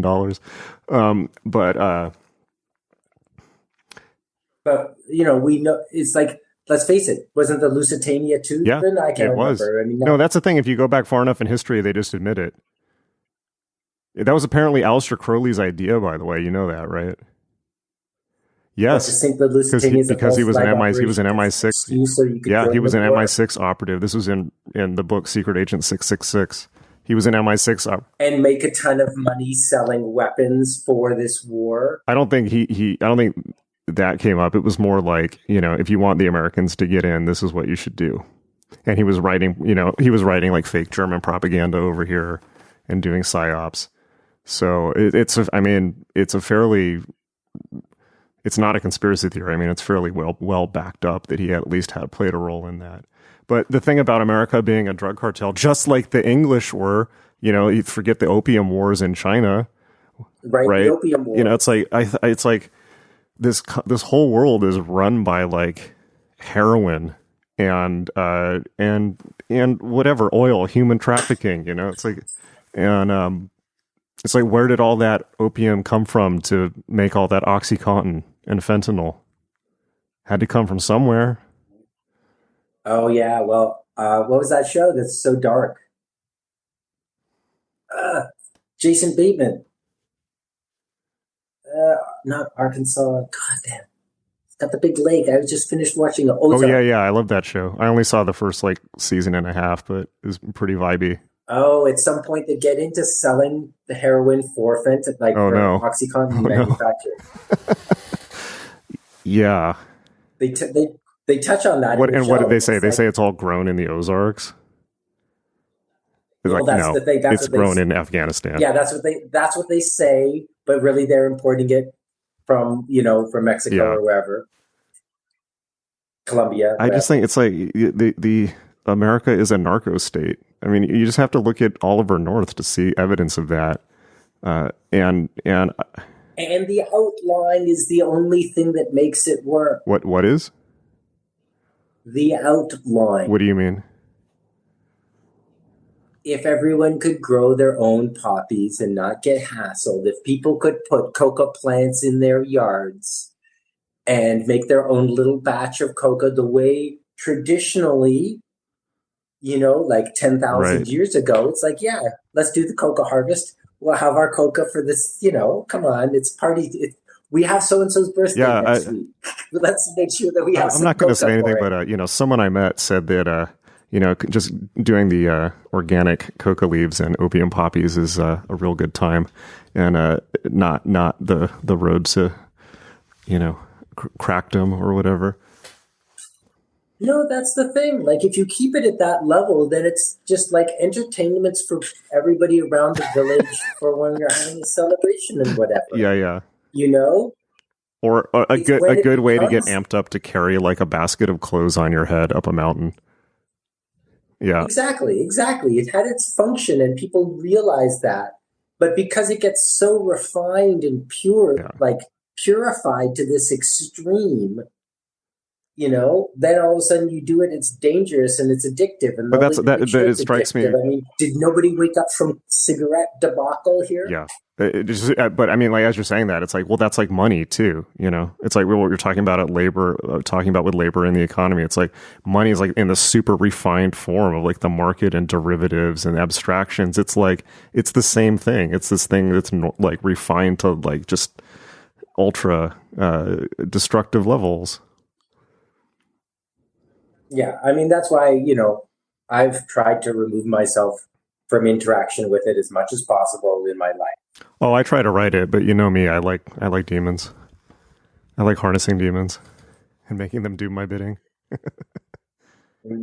Yeah, I know. And that's never got me into trouble before, ever.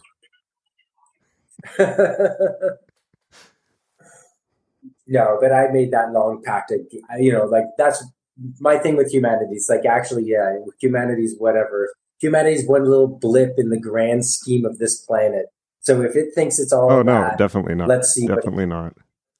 Let's see what it can pull. But I root for the biome. Well, you realize it's all the same thing, right? It's not like an antagonistic relationship necessarily. It's seeming like we have a cancer. Well, then you're suggesting that humans are an alien factor. No, I'm saying that parts of your own genome can suffer from oxygen starvation, start to poison themselves, and then all of a sudden they turn into prions that start. And that's all human beings. I'm just saying as the mass of the organism. I'm not going to pick on one bacteria. Yeah, but there's lots of good bacteria. You need healthy bacteria. One bacteria gives me immunity. My whole bread spread in this stuff might not be so good for me, Yeah, but there's also all the good bacteria that you need for digestion and health and That's everybody that's not humanity. Wait, everybody who's like all animals are good bacteria? Yeah. So all human beings should die, basically. No, I didn't say that. I just think humanity's got a poor metabolism right now, and it's suffering from oxygen starvation or something, life starvation, green starvation, and it needs to reorganize itself so that it can like get a proper blood supply in, because cities are just. Oh yeah, well, that's why there's only two options. There's more living space for people or less people. Just like a cancer cell, a city has to extend all these tendrils out to the periphery to draw the nutrients in towards itself, rather than being a cell that can sit there and rely on the handy nutrients that it has to manage its cell economy. A cancer cell goes erratic, starts to overproduce, needs more than is available locally, and all of a sudden starts to suck away from everything else nearby. This is where I think we are. That's the thing. It's like we just need to reorganize and soften things up a bit so that we are, if we were self-reliant more locally, I think, it would be such an improvement psychologically, because then people wouldn't have this deep paranoia of the knowledge that at any day their power can be turned Oh yeah, on. No, I agree with. I think that even just like not having enough food resources, all of that. That's a real thing. Calm people That's down. A real thing. You know, like, have you ever had enough food to last you like a couple months? Like when I was in like stocked up tuna or something like that. It's a different feeling, right? Yeah, well, I had like, you have a garbage can full of rice and a garbage can full of Did you beans. notice it shift when you realized that was there? Yeah, but I mean, I had a village nearby. I could have gotten anything. Well, that's pretty similar, though. I mean, it's like, but at a certain level, it's like when you know there's going to be enough for a certain period of time. It's very calming. I feel like that all the time, almost. Okay. Because I mean, that's when I really tried to get my head around foraging, which would be hard to do as an actual like day to day in a city. But still, to just have that confidence, it's like, wait. I will never starve. Like, I should never starve. I'm just being a lazy ass if I'm starving. Like, there's no excuse. If I put in a good hard day's work, digging this and that, and just like, collecting grass. Have you ever bow hunted elk while on DMT? That's a Joe Rogan joke. Sorry, that's just... Yeah, no. I would never bow hunt an animal. This is the point in like most people's podcasts where they're like, bro, have you ever hunted an elk on DMT? That shit'll change your life. No. And I only did DMT once. What'd you think? This is obligatory. Everyone has to. Super fascinating. This is turning into a stereotypical podcast. Go ahead. To me, it was the time dilation was like the thing. It was like light. It was almost like everything got slowed down. Like light got slowed down till it was a syrup. And I'm watching this like the syrupy, plasticky texture of things as they ooze because they're moving so slowly or something. I don't know. It was interesting. It was weird. And it's like, this like, it seems like this weird suspended moment in time that lasts an eternity, more so than LSD because it's like so brief. It's like it's stretched out and that's all it does. It's like stretches out the time to such a dramatic degree that you can't even recognize things anymore. Yeah. But then, and that seems like a really long time. Like you're sitting there for 15 minutes waiting for like something to move, to drop an inch in the air or something. Like that's the way it feels. And then all of a sudden it's just like, it's like, wait, I'm here again? Did you lose body control? I might have had like a little... Oh, you should do more then. Because if you do a bunch, you don't have a body anymore. You're just in hyperspace. Oh. You lose complete motor control. I don't know. That worked good. And, like, my entire, like I did so much LSD. When Yeah, I was didn't you tell me younger. at one point you spent an entire summer like on LSD consistently the entire? Well, 100 hits. It's a lot of hits. Well, yeah, I didn't do those all in one day. Though, seriously, you look into the records, it's really good for you. It realigns your sympathetic and parasympathetic nervous systems. People kick drugs on this. Yeah. People who have done ridiculous extreme doses and end up in comas. They come out of the coma. I don't want my nervous system aligned. I like being edgy, jagged, and traumatized. Okay. Well, then you just stick with that. It's all good. And I love you for it. Yeah. How would I ever force myself to be on a computer all day long if I did something like that? See? I can't go on healing my trauma. I'd be letting people down. Okay. Okay. No, and it's I appreciate that. I appreciate you're maintaining the suffering so that you can be in sympathy with others that are suffering in a similar resonance. I'm so heroic. Somebody's got to do it.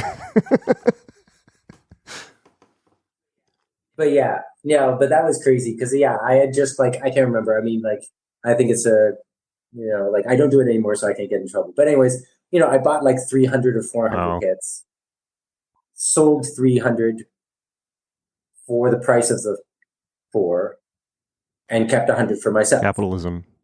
And that way I could do 3 hits, then 4 hits, then 5 hits, 3 hits one day, 4 hits, 5 next day, 5 hits the next day, take a day off, 3 hits, 4 hits, 5 hits. Basically, that was sort of the schema for the summer.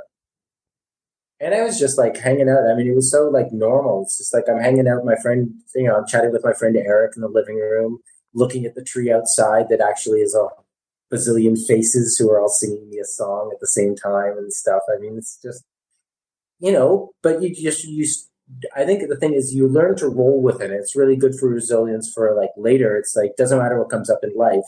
I think it might have given me an extra in 1 second startled time or something like that, where it's it's for sure.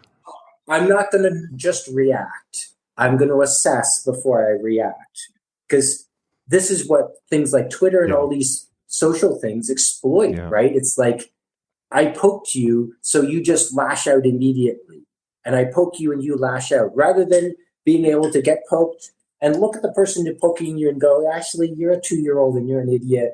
And you have a stick in your hand, so you don't know what you're doing. So I'm not going to get into that. No, I think I was saying this in the last episode I did, where it's or one of the last ones, where that's what it's all about. I mean, I was saying to somebody, Mitch Horowitz or somebody like that, where it's you remember, it's in my early 20s, I had this grandiose idea of things and all this, crazy magic adventures and trying to save the world and understand everything and all that. And it's now it's I wanted all this stuff, and now it's oh Lord of Lords, please, just 0.5 second more reaction time after stimulus. It's just 0.5 second. Deep breathing. Yeah. That's all I have to say. It's I think I tried to build it up while I was in New York. I just sitting there and just 30 seconds. 30 seconds. I'm so going to take my time. I'm going to feel every atom as it brushes against my alveoli on that intake and the out breath, because there's air to be. There's oxygen in the out breath. People always forget and holding it. Pranayama. I think I just taught a course on pranayama. I mean, it's that's the best. That's the best seriously, stuff. I don't think there's a more important tool than breath. I agree. Conscious breathing. Nobody wants it to be that basic, but it's not basic at all. No, because it gives you, you have to have that trust when you're doing that really long breath. It's even when I'm breathing out, as long as there is movement, and there's always movement, as long as there is movement, there's life. And as long as there's life, there's room to move, to wiggle and make adjustments and, carry on and roll with the situation, sort of thing, trust in that. Trust. I really that's the other thing. It's just that's why I just want to give everybody a big hug. It's just trust. Like this universe wasn't out to get us. We've designed this universe into something that feels like it's out to get us, and that serves some people's interests, maybe. But if we just trust in the fact that, like, no, actually, we wouldn't be here now. Right. Because if you imagine humans, no technology, maybe we have a bow. Maybe we didn't invent Just the throw bow rocks. yet. Somehow we lived through that and had a good time doing Allegedly. We would like to think. Of course we did. You see animals, like, say it seems like a struggle, but of course, most animals, it's just like they're just waddling around, doing their little chill thing. And it's like, okay, I'm going to go on my usual walk. And on my usual walk, I usually find enough to eat on a given day. So, Yep. Duh. And that's just my day, What more do you need? You walk around and you admire the fact that we live in this, like, ridiculous, insane, and still, this is the only planet that we know of in the entire universe with life on it. For now. And you let me know when we find another. Well, we have one. we do. We have two very good spots to expand to: the Moon and Mars. We're not going to find another planet. We have found planets with life or very likely have life in other parts of the universe, okay. But not that we're going to get to. Very likely have life was Venus 20 years ago. Very likely have life was Mars 30, 40 years ago. Okay, what? Talk to me when we find a planet with life, because I think we underestimate the number of cards. You're saying, okay, but this is okay. This I agree with you with. We don't know for all intents and purposes where all there is, and that includes the entire biome, which means we better do everything we can to protect it, including spreading it to other locations. Oh, I believe in that. I mean, I think we should have been shooting garbage at the Venus all this time. Or organic garbage. We should have just been shooting organic garbage at Venus, hoping that some of this bacteria you mean just to make like some gaseous life form? Just to get some kind of life started, because life is amazing, and some bacteria will figure out how to finesse Venus to be useful. And then it's gonna and then once that takes off, it's gonna create trash aliens.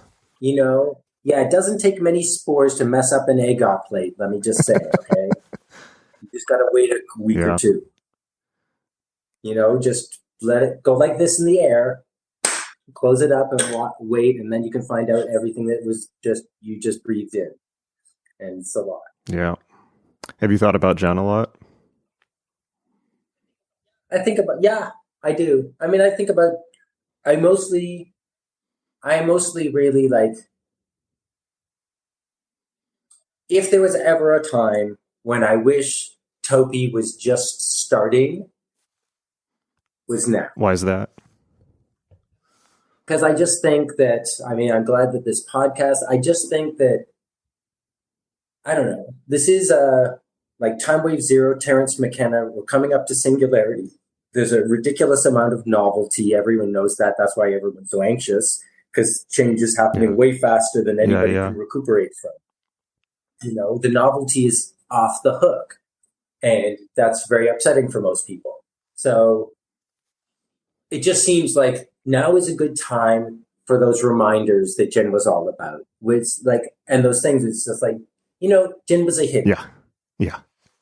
Jen was a big, always dreamed of the commune life and this and that sort of, but always realized that humans are such annoying.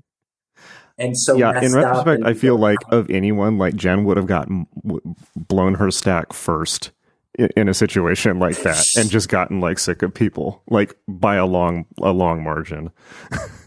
It's true, but you knew that is. It's almost like, I know I can't do it, but it's still where we should be heading. And I think that's like a thing that you need to remember. It's like, Nietzsche had this thing about hypocrites. It's like, never criticize a hypocrite. A hypocrite is just telling us what we can do, and they're not capable of doing themselves. But that doesn't mean that the aim is not good.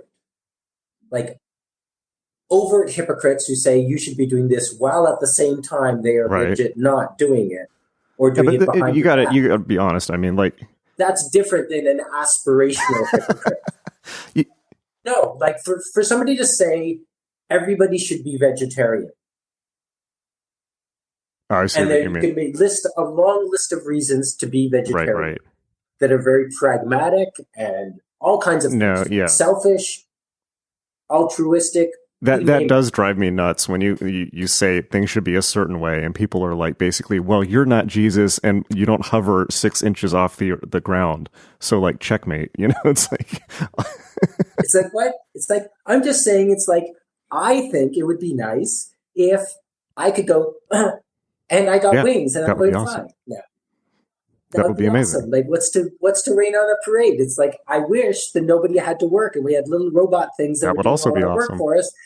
And we could sit around and I could play my banjo all day and we could just like hang. Yeah, you know? I'm all for that future, by the way. I think like a future of a combination for future technology and rustic nature would be great. And that's pretty much where I'm going, what I'm going for, where I'm at now. Well, that's why I think if we reorganize things, like if all the houses were self-supplying energetically and water-wise, and you grew most of your food within your local neighborhood, it would help everybody psychologically because they'd have that sense of and that's very possible. That's very doable. And everybody can just sit around and hang and do the culture thing, like which is what we're supposed to be doing. And when I say culture, I mean local culture. Yeah. It's like I made a song.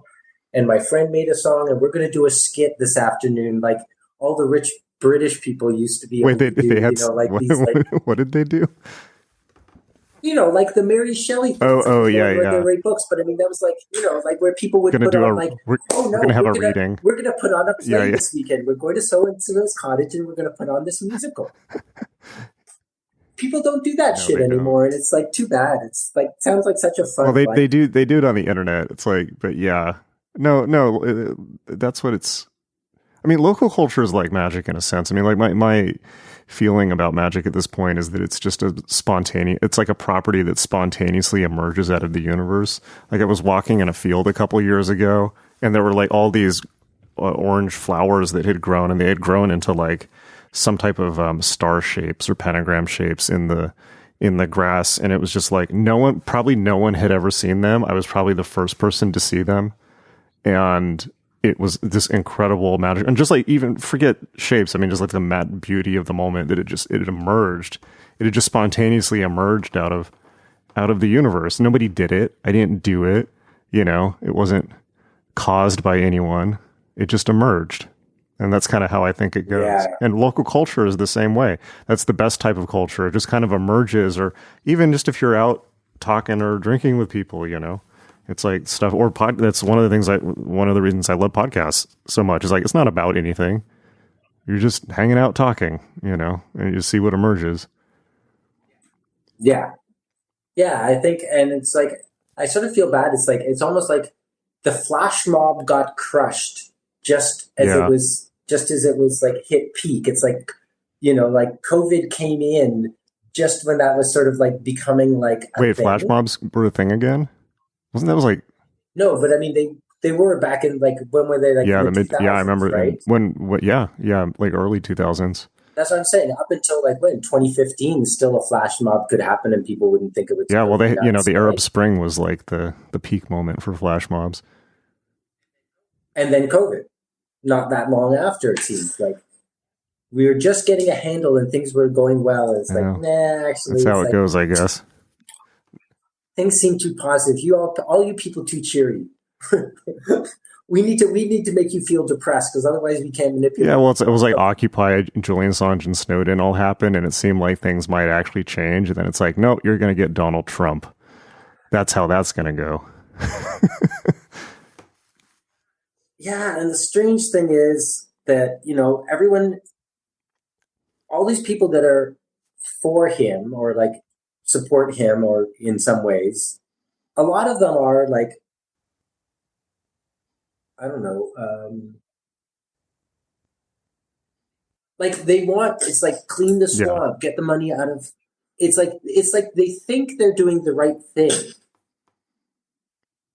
It's like somehow you're seeing beyond the fact that this was the guy that first worked out some kind of deal with Saudi Arabia that we don't know, that somehow now Biden's playing along with. Right. We're just letting the whole murder go and whatever. It's like we can't do anything about it. They own all the oil. Let's just suck I would argue up. that the thing about the Trump phenomenon, which is probably nobody wants to hear about anymore, but I would argue the thing about it is I wouldn't necessarily say it was people thinking they were doing the right thing. It was people who were desperate enough to be the, go the swallow that well, pill. just to be the bad, to take the evil path. I mean, it's like to be the bad guy, because it's like at least there's an option that it would break up the system that has its, Yeah, that was. I mean, wasn't that sort of Susan Sarandon's point? Yeah, which everybody got really mad. Yeah, that was ridiculous. That people got so angry at her. That was ridiculous that people got so reactive about that. But that's when everyone was blaming the Greens for Trump getting elected, which is just stupid. Yeah, whatever. It's like Trump is symptomatic, and it's like, yes, it's kind of good that he was president, because maybe we wouldn't have confronted a bunch of shit that we did. We? I don't know. I feel like people just got let it, do shadow projection even harder, because now it's like you see, like everyone blames everything bad that happens anywhere in the world on Trump now. It's like in 1984 they have this thing called the Hour of Hate, where or you remember this, where there's this one politician that no one's seen for 30 years, and they just, anything that goes wrong, he did it. And they just spent an hour. Actually, doesn't he have a Jewish name? He was supposed to be Trotsky, I think. And if Big Brother is Stalin, it's like he's supposed to be Trotsky, having been exiled to Mexico. But there's a certain thing, like I love the Hour of Hate, because it's just like, it's like pick your cable news show.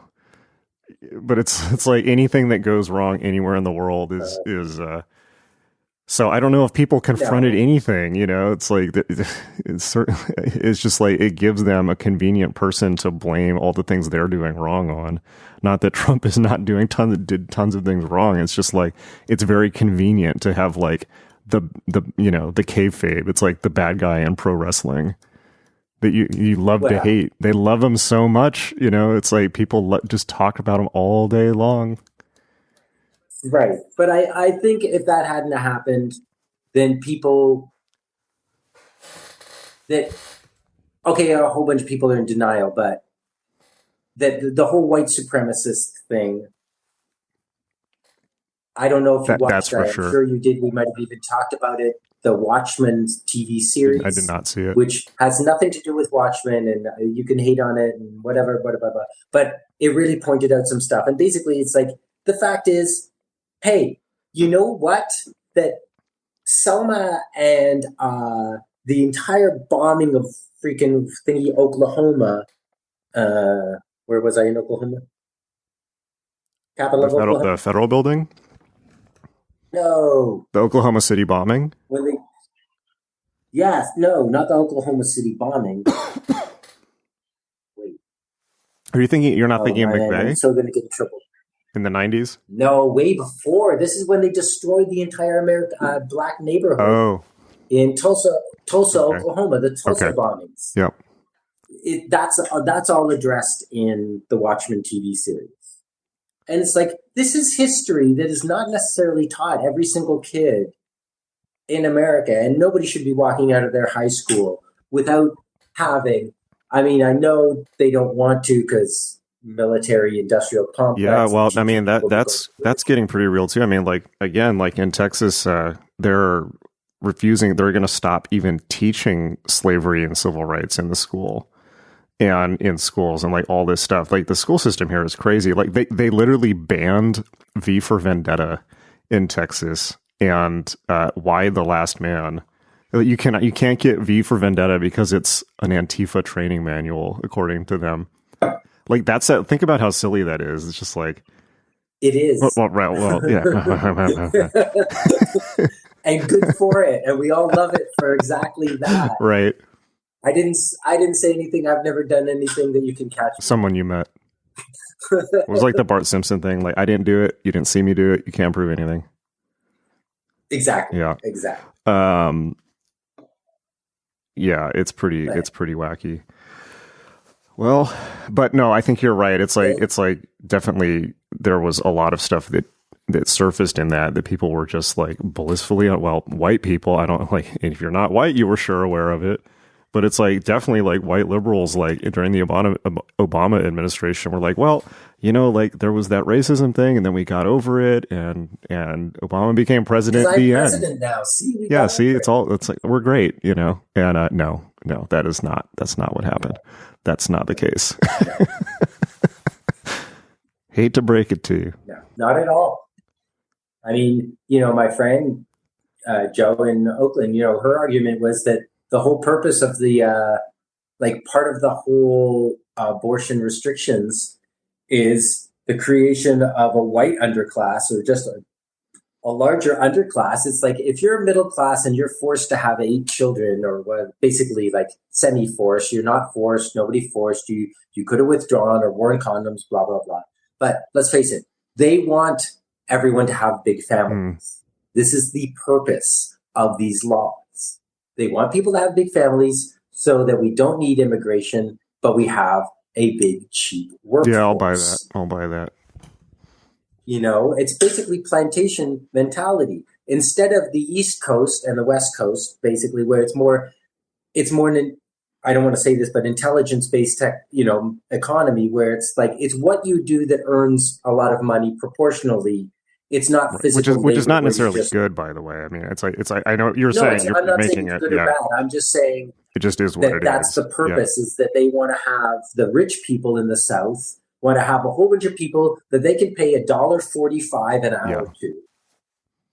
And I don't care that you have a degree, because your degree isn't worth much, because I got a lot of people with degrees, and I'll pay you $2.75. Yeah. Yeah, as an employer at this point in my life, like I can tell you, a degree really does not mean anything. It really doesn't. Yeah. No, I'll buy that, and I think that, yeah, that's, speaking of hypocrisy, I mean, that's one of the reasons why the whole immigration debate is so frustrating. It's like the reality of America is it basically runs off of illegal slave labor. And would collapse without it, and nobody wants to look at that on either side, because it's like we're you know, just like California runs completely off of migrant labor, and these people work harder. They work so hard and get nothing for it, you know, except hatred. And all these, it's like on one hand you have all these like right wing racists who are talking about building a wall. It's like, okay, let's see. Like, I don't see you picking strawberries in a field or like mixing tar for roofs. Okay, so when I see you doing that, maybe I'll take you seriously, right? But you're not going to do those jobs. And then in the same way, like people, you know, liberal people are just not willing to confront the fact that they, at least in California, I'm thinking it's like they're benefiting from this system of unpaid labor at every level. Yeah, no, definitely. Let's face it. I mean, you know, if there was a proper adjustment, let's face it, you know, the first world would just like have to suck it up and lose a whole bunch, and nobody wants to lose that quality of life. And the quality of life, I mean, sort of, maybe it's part of this whole physics thing, but it's like, you know, you take a piece of paper, and if you make a mountain on one side of the piece of paper, you know, so this part's sticking up and has a lot more money, it's got to be on this side of the piece of paper there's a divot, you know, like, it's not like everybody can be a billionaire, and everybody that pretends that it doesn't matter. It wouldn't matter being a billionaire if that was the case. There wouldn't be such a thing. I think what we aspire to, and I said this in a Tumblr post of mine, is like, you know what I want? Actually, I want no economy at all. I want zero economy. And what do I want zero economy? Because everyone already has absolutely everything they need. Right. Or they can make it themselves or locally, and therefore you don't actually need an economy as such. Well, Buckminster Fuller said that in the 70s, where he was saying that, you know, sometime in the 1970s, we hit a point where no one needed to have a job anymore. There's enough surplus, there's enough food. Like, people don't need to work. And he was saying that, like, most people's jobs, and if you think about it, this is totally true. It's like most people's jobs are completely performative. and not essential and not really necessary in the grand scheme of things at all. It's like if you're feeding people, if you're clothing people, if you're taking care of people, or if you're producing food and shelter, okay. But if like you are producing spreadsheets in an office somewhere, like, it's a vanity job, even if it doesn't feel like it's like in the sense, not in the sense of somebody needing money to live, but in the sense of it's not required at a species level. And I keep talking about 1984 because it re-impressed on me so deeply during the COVID period. But like, there's this whole section in that book, if you remember, where O'Brien is reading the manifesto. There's like this whole like bit of political theory halfway through that's not part of the narrative, where they're talking about like, okay, this is how the world really works. Anyways. Oh yeah. And well, that's the thing. That's the point of warfare, right? The point of warfare is to take all of our money. Yeah. And burn. Yeah, no, that's what he's saying. It's like, the whole point of, it's like warfare isn't about killing people, and it's not really even about taking territory. The whole point of warfare now in the 20th century is there's too much surplus, and people need to be kept in a state of deprivation and fear so we can control them. So the point of war is to destroy like surplus, value based. It's just destroy stuff. So there's never enough to go around. But that's why I think it's like we're at this strange point where they're like selling all these solar panels. We're getting to this point where there's all these technologies are coming into place that will make us actually be able to, if we just took a little advantage of them, sidestep this whole dependence on state infrastructure. Right. And get our autonomy back a little bit. And it would actually be good for the state. And I see I tend to see forward-thinking places as being like that. It's like even places that are going green. It's like we can always dig up the oil later. If we're running on wind power now, if something goes wrong, then we'll use the oil. But if we use up all our oil on our land today, then what are we going to do? Oh, that's a good point. Yeah. You mean keep the oil as reserves Like, what if we did have a nuclear war? How are we going to restart? We could tomorrow.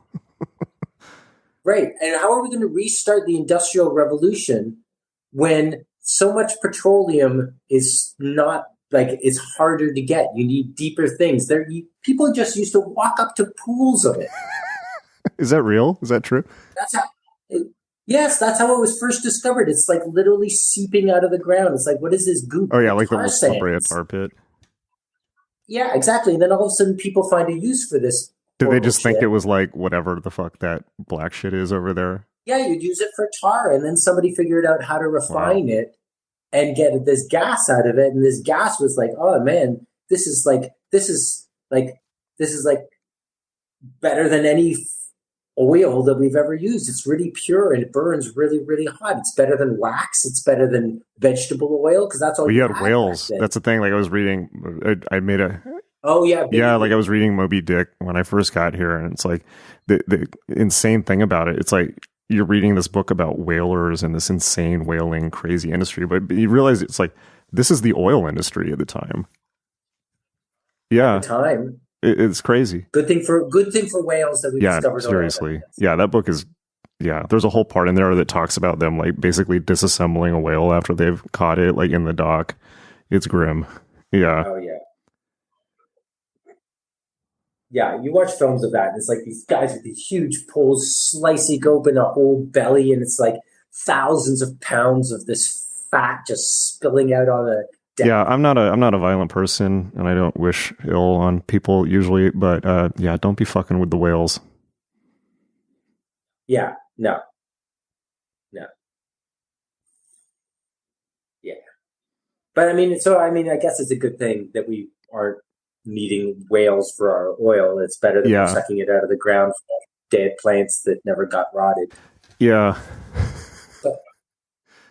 but it's still messy and been really bad for, people's health. Yeah, well, that's the thing. I mean, it's always a trade-off. I mean, like we've talked so much about Monsanto and things like that. I mean, but the thing is, it's like I actually was thinking about this recently as well. I mean, you read about all these most awful wars of history. It's like World War II, any war you can think of, or a really bloody, violent revolution. And when you really get down to it, it's like, this is probably, I'm not talking about the 1984 thing, but, prior to that point in history, it's like most of these wars were actually just fought over food.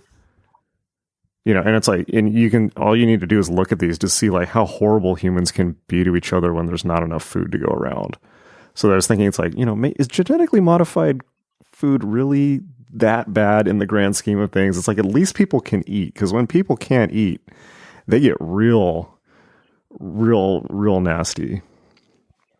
Yeah. And I'm not saying like genetic modification, genetically modified food. I mean, okay, when we got glyphosate, which they've proven causes cancer and like all this stuff, and it's awful, but it's like, at least people aren't like killing and eating each other. But you can breed. I mean, there's lots of breedings that have been done to improve species that aren't GMO and don't need Monsanto's weird trick of basically holding you blackmailed for their stupid Roundup shit. Like you can build a plant that breeds true so that you can reseed your own plants and is genetically enhanced. I mean, those things aren't necessarily incompatible. It's not. I just learned. I can't believe I didn't know this, but I just learned that broccoli, Brussels sprouts, and I think some other stuff like broccoli, like all these plants are basically the same plant. They're all the mustard plant. Mustard, broccally. Yeah, cabbage. I was like, what the fuck? I've been lied to. What is this? That's all. It's all the same plant. In Europe until they invaded North America, or the Americas at least. Yeah, that. They didn't have anything else. I just saw that like no tomatoes, no squash, no beans, no potatoes, no sweet potatoes. Corn that was quote unquote, genetically modified. I mean, yeah, corn is genetically modified. Yeah, it's called breeding. Well, that's one of the things that's one of the tricks they play with GMO. It's like where we have had genetic modification forever, but it's not transgenic modification, which is shooting genetic material out of a gene gun to directly change the DNA of the organism. It's not the same thing. Those are no, and legit. Let's face it. Scientists would think that they're certain that it's not going to make any, and apparently you really actually, like if you put out a genetically modified plant and you're going to eat it, they test, let's say you've made a genetically modified potato. They are going to take that potato and do an analysis of that potato and look for any weird chemicals that aren't usually in a potato, just in case its metabolism did start producing something not unexpected.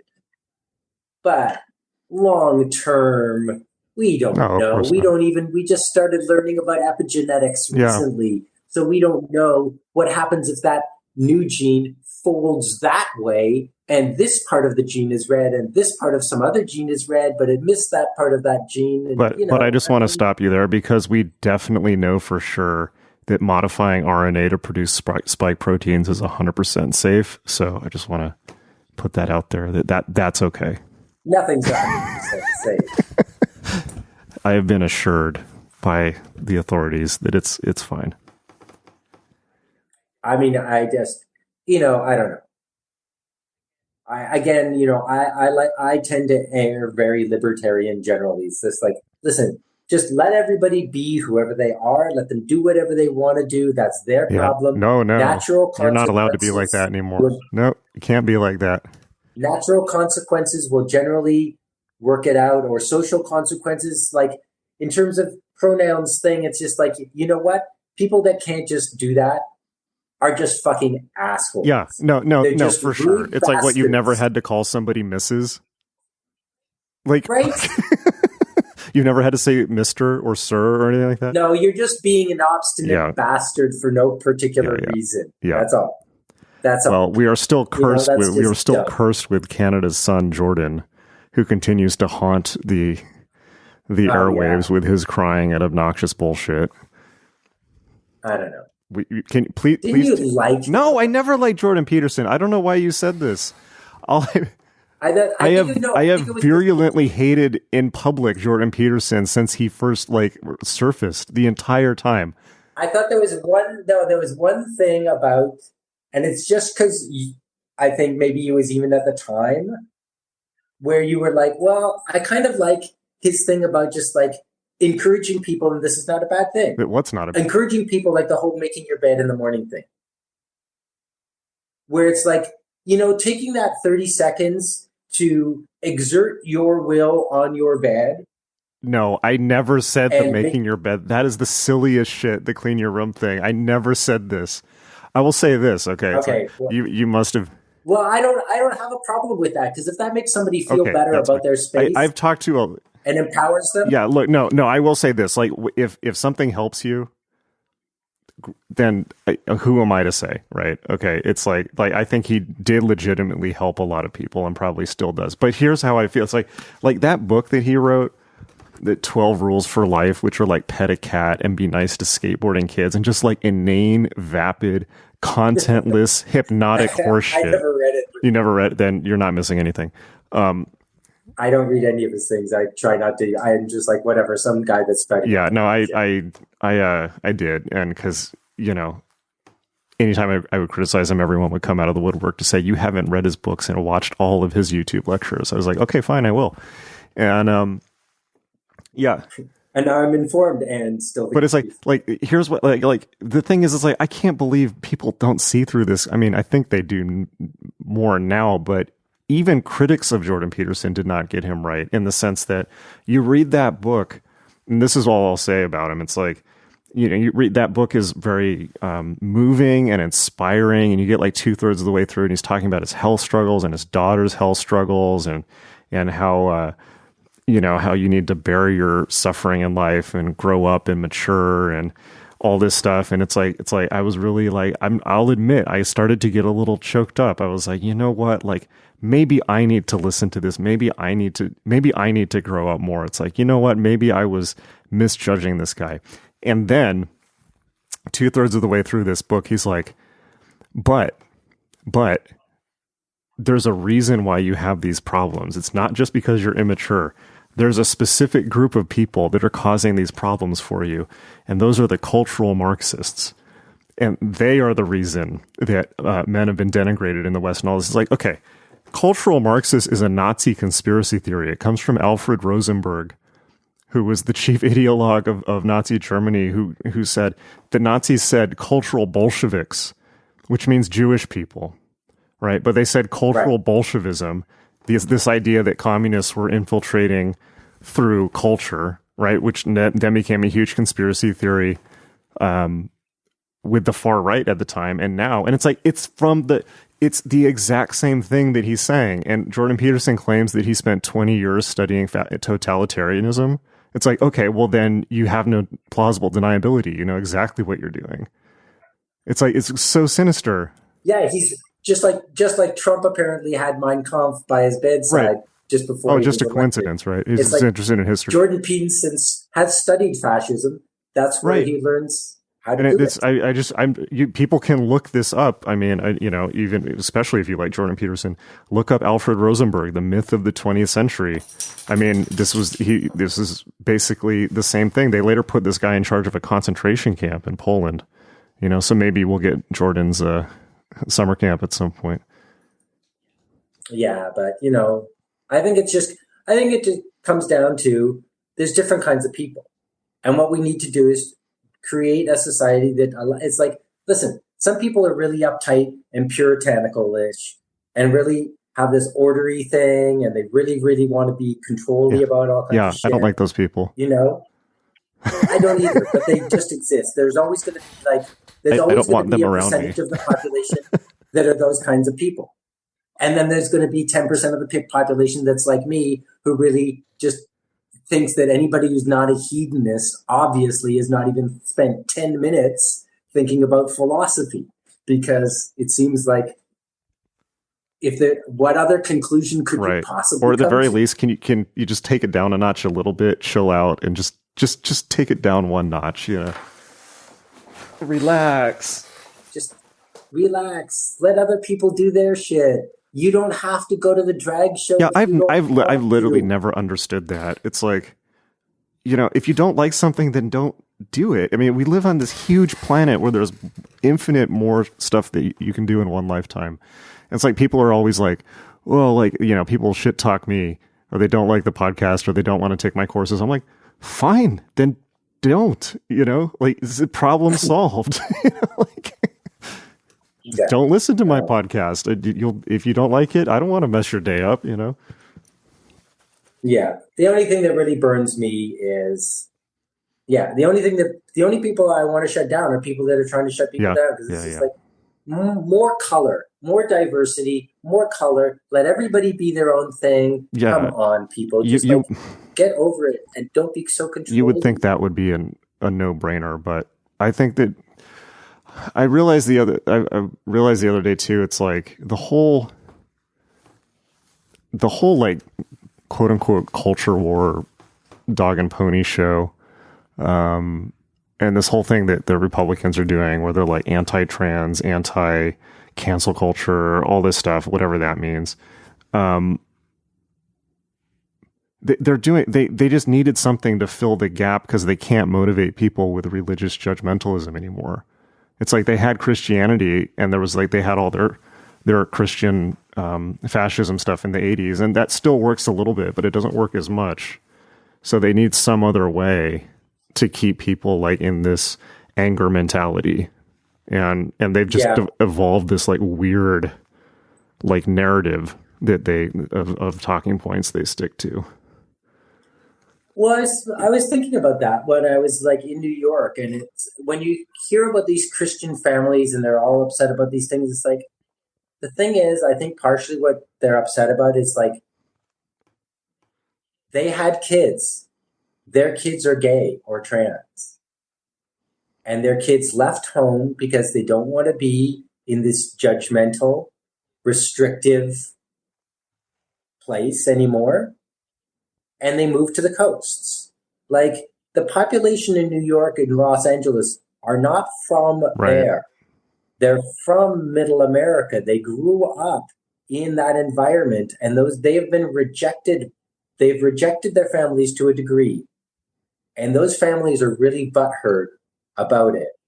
And I think there just hasn't been peace, and there's a lot of resentment. And it's like, another thing is like this whole thing that I found a map the other day, but it's like, like, let's face it, the amount of tranny porn apparently on blue state searches versus red state is.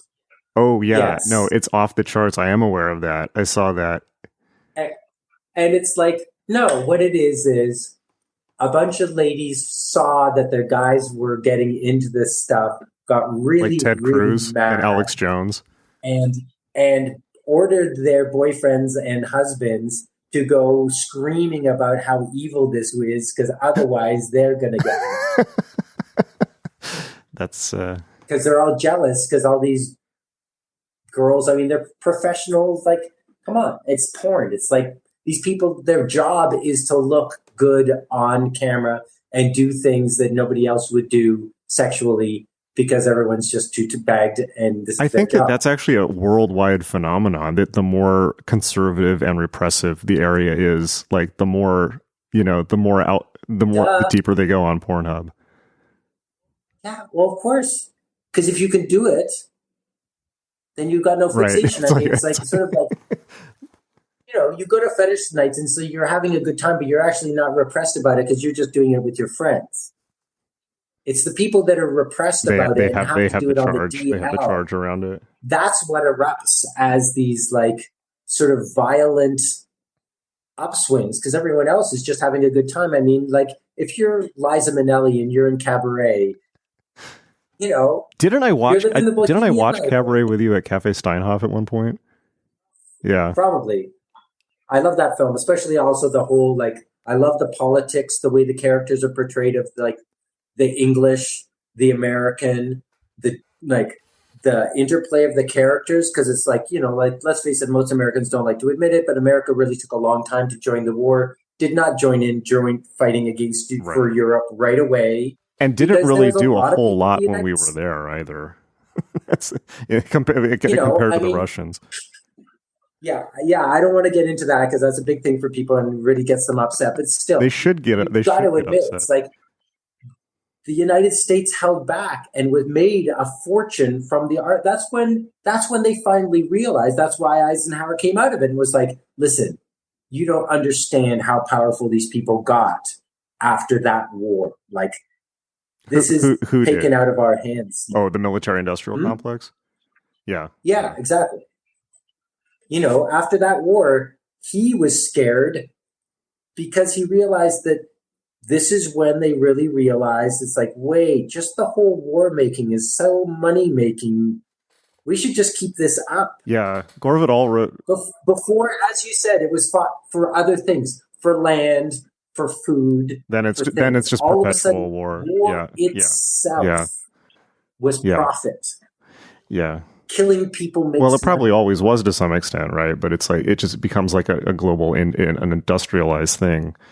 Yeah, and that's very, very disturbing. And that I think that also plays into what I was talking about America being a narco empire, a drug cartel, where it's just like, and these things are perpetuated. I don't even think, as you might imagine, after spending so much time with Jen, I think I spent a lot of time thinking about the nature of control. Right. And I think that, what is it in real terms? I think globally it's control is held by warfare, but specifically it's held by heroin, the opium plant, and, opium and, well, heroin and oil at the very. Who's doing all this opium? Who's doing it? Everyone who's. I'm not. Where do you think all the OxyContin comes from? I guess, Everyone right? who's in the hospital does it. It's necessary for tranquilization, and there's heroin addicts and OxyContin addicts and everywhere. You know me. It's like I don't even. I've never taken a Tylenol in my entire life. Wow. It's like I seriously no. It's like I'll take. I'm so old school because I'm old. Like I like aspirin, acetylsalicylic acid. If it hurts more than that, then I should be knocked out. Well, how do you get knocked out? I can take it. No, I'm saying if I was in that, if I'm in that kind of pain, if it's like, there's what pain can I not, like, I don't know. Well, in the immortal words of like Patrick Swayze and Roadhouse, pain don't hurt. No, but I mean, I don't know. I just can't. I just rather die. Well, then that's very noble of you. But, I just hate the idea. It's just like, like I'm sure at some point I'll be in pain enough that I'll be like, give me some fucking painkillers. People are put on morphine as they're dying. Well, yeah, that's my retirement plan. But. Well, it's I mean, nice. and this whole country has been devastated by OxyContin on purpose by Purdue Pharmaceutical, and that opium came from somewhere. I forget how I got on this topic. The nature of control, but the perpetual war state, yeah. And we got on it because you were talking about America getting into the war late. Yeah, the other disturbing thing that I've realized recently is everything that the Nazi Germany did, they learned from us, and Hitler was trying to emulate America. I mean, they got the eugenics from California, they got all this stuff, and then. Specifically, what he was doing is he was trying to enact consciously the policy. They were trying to kill everyone in Eastern Europe and take it over because he wanted to be like America. He wanted to do the same things that the Americans did to the Indians to the Slavic people, so that there could be German farmers everywhere. And so it wasn't just so that Germany could compete with America, but that or have enough. It was so that German citizens could have excess and opulence like Americans do. They were trying to play catch up, and it's like he learned all this stuff from Henry Ford, all this stuff. That's very disturbing. I don't think people would like to look at that. It's kind of like, you remember that drug commercial where the kid's like, I learned it by watching you. You remember that? Yeah. It's like that. They learned it from watching us. Yeah. Anyways. Yeah, and maintaining the slave state for Yeah, as it's long so as they dark. did. I don't think we were talking about this on Twitter. Like, I still don't think we were talking about the Trump era and slavery and all that. And America's never come to terms with what it's done. Never. And No. and we have to. It's like America refuses to. I mean, it's changed a lot in the last 10 years, but Americans have to see themselves as the good guys for some ridiculous reason, and we're not at all. No, it would be so. Yeah, it would be. Yeah, it's true. It would just be so much honest, and we're coming to terms with that here in Canada too. Yeah. Like Yeah. this huge thing. But I mean, again, it's like It's more than America's done. I'll say that. I feel, yeah, that's the thing. It's like, I gotta say, it's like, okay, there's terrible things, but I feel that, like, at least here we're trying to rectify, and there's a lot of spirit in I think the citizenry, not all of them, because granted, I live in a liberal ass bubble, but it's like, yeah, actually, that's the right thing to do. It was a freaking terrible, terrible, terrible shit we pulled. And maybe it was the time, but that doesn't make it right. Right. It doesn't make Genghis Khan a good guy. Right. Yeah, everything looks inevitable in hindsight and removed from you. But definitely, as I got a tiny bit older too, it's just like people, like, you look at history, it's like people don't change. Like, humans are humans. It's like that could have happened. Everything that happened then could happen now. The idea that we're somehow different and better for whatever reason, civil rights or technology or whatever, is just nonsensical. And I think the Trump era did show that, and it continues to be shown. Yeah. And this idea of people don't like the idea of admitting that something happened. It's like, well, it wasn't me. It was like 100 years before I was born. Like, so what? It's like, the so what is so that it doesn't happen again. Or at the very least, you're not lying to yourself. Yeah, it's not about whether it was you or your No, it's about the ancestors. future. It's about what do we, It's that there was this thing called the Spanish Inquisition. Right. We think that such a thing would probably be best if it never happened again. Yeah, the thing about the Spanish Inquisition too is people are often I remember, I don't know about you, I remember in school being taught about that as if it was about quote unquote heretics and witches and things like that. It wasn't. It was a Jewish pogrom. It was a dry run for the Holocaust. That's what the Inquisition was. Yeah. Yeah, it was a Catholic dry run for the Holocaust. Well, yeah, I mean, Nazis were pretty Catholic, but there you go. Yeah. Yeah. I mean, I think that's the thing that I think that America learned from the Nazis was we need to bring the church in early. That's really dark. It needs to be on our side from day That's really one. Dark.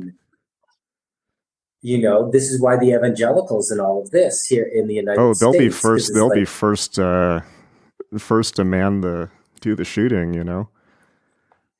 That's what I'm saying. It's like they realize that. It's like, wait, who's our base in the United States? Let's work out from there. Let's work out from there. And then they've actually like weaponized the Bible so that, it's like, well, yeah, but these gays and this and that. It's like they're edging people out of the compassion. Oh, they did a long time ago, I think. Yeah. From the church. Yeah. No, it's all like prosperity gospel and all that. God wants you to have a race car. Yeah. Exactly. And again, I think it's just like, and not to, dude, but it's just like, it's kind of different up here. There's not that much of that, churches are expected to do charitable things. Like any church that doesn't have clothing drives ongoing, food banks ongoing as part of their day-to-day, this is what you do as a church, I think are looked at slightly suspiciously here. It's like, what is your job? What do you do? Canadians are so... I never cease to be disturbed by how like light and fluffy Canadians are. I mean, I know you're not, because when Canadians really get pushed, Canadians get real dark and nasty real fast. I've noticed that as well. Oh yeah. But compared to the average American, like this is we live in such like a nasty country in so many ways. Well, that's the thing, and I think on YouTube, I guide everyone to the book A New Canaan by Thomas Morton, written in 1660 something. It's the first book banned in the United States. His tirade against the Puritans, because he lived next door to them and hated them. Oh, really? And they stomped all over his partying. He was like a libertine guy. What is this book called? Who was here. You gotta look this up. Oh my God. It's like A New Canaan. CANAAN. Yeah. Some biblical reference. I don't know. Yeah. I don't get these things.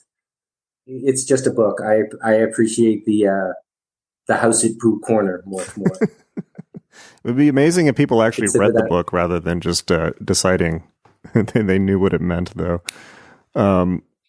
They might learn something if they actually read the book. Yeah, A New Canaan by Thomas Morton. It was the very first book banned in the United States by the Puritans because it dissed on them. Nothing's changed, I see.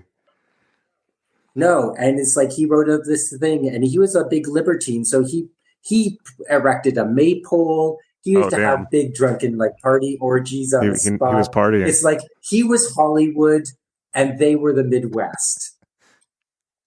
And he was just like, these people have stolen. They just God, it's like, I hope they don't take over. They just have no life. They're evil. And they hated he liked the indigenous population. Yeah. He thought the Native Americans were really cool and chill people and have worked out this really nice balance of, home life, culture, survival in this, considering this crazy environment. There was one really funny moment with Jen where, it was just in the mid conversation at one point. I forget when it was, but Jen at least just momentarily dropped the hippie thing and showed pure English contempt for America, where she was like, "Yes, well, we sent over all of our worst.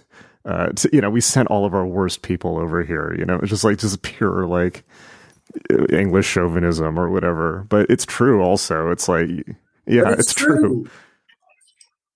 That's why Australia and America have such a tight, simpatico. We're loud, drunk, criminally insane. Yeah. Only I didn't think that they had so many. Yeah, Puritans. And all these Venn diagrams come together in Mel Gibson. The ultimate phenotype. Okay, Apocalypto's great. That's the tragedy of Mel Gibson. He's an amazing director. Right? It's no, he understands. To do Apocalypto. That's an amazing movie. It's to understand as a director, where it's I have to say, it's one of the things I hate about Martin Scorsese. Sometimes I personally think that voiceovers are lazy AF. It's lazy filmmaking. Particularly if it's super stereotypical, Goodfellas. I'm just telling you the story, and then I'm going to act it out in front of you as I tell it to you. No, I just think it's lazy filmmaking because that's not what film is for. I can read a book. I could have read a book. You could have told me that. Film is about putting a series of images together that tell the story innately in the series of images that you're watching. And that's why silent film, in a way, is the most pure form of film. Yeah. Hexen or some of these other films. It's films where it's collage and it's just a series of images.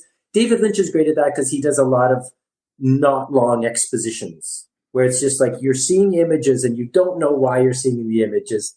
He probably doesn't know why you're seeing it. But that's great too because it's why should you need to know why you're seeing it? Do you understand why your dreams are the way they are? It's no, they don't need to make sense.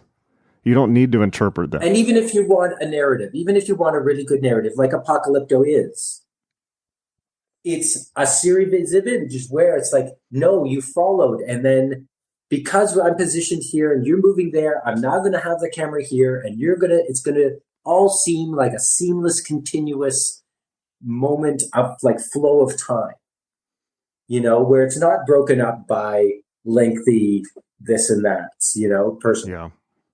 I just love when you can a real director who can do that with the film. It's amazing. For sure. Well, we've been talking for almost 3 hours.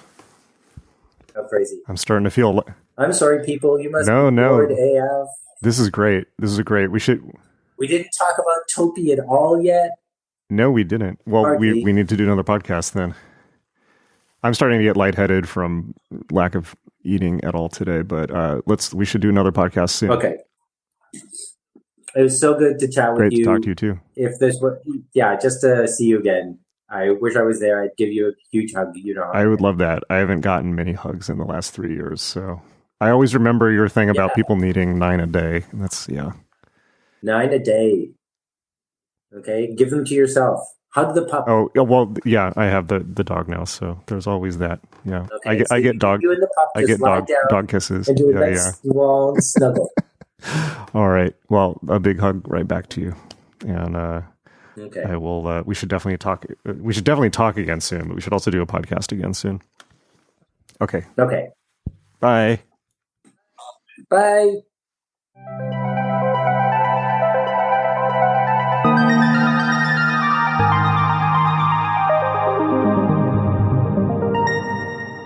All right. Hope you really, really enjoyed that. I definitely had a lot of fun in that conversation. Meet us at magick.me, magick.me, my school for magic, meditation, and mysticism, where you can learn all the skills you need to unleash your true self. I will see you in class, and until next time, hang in there.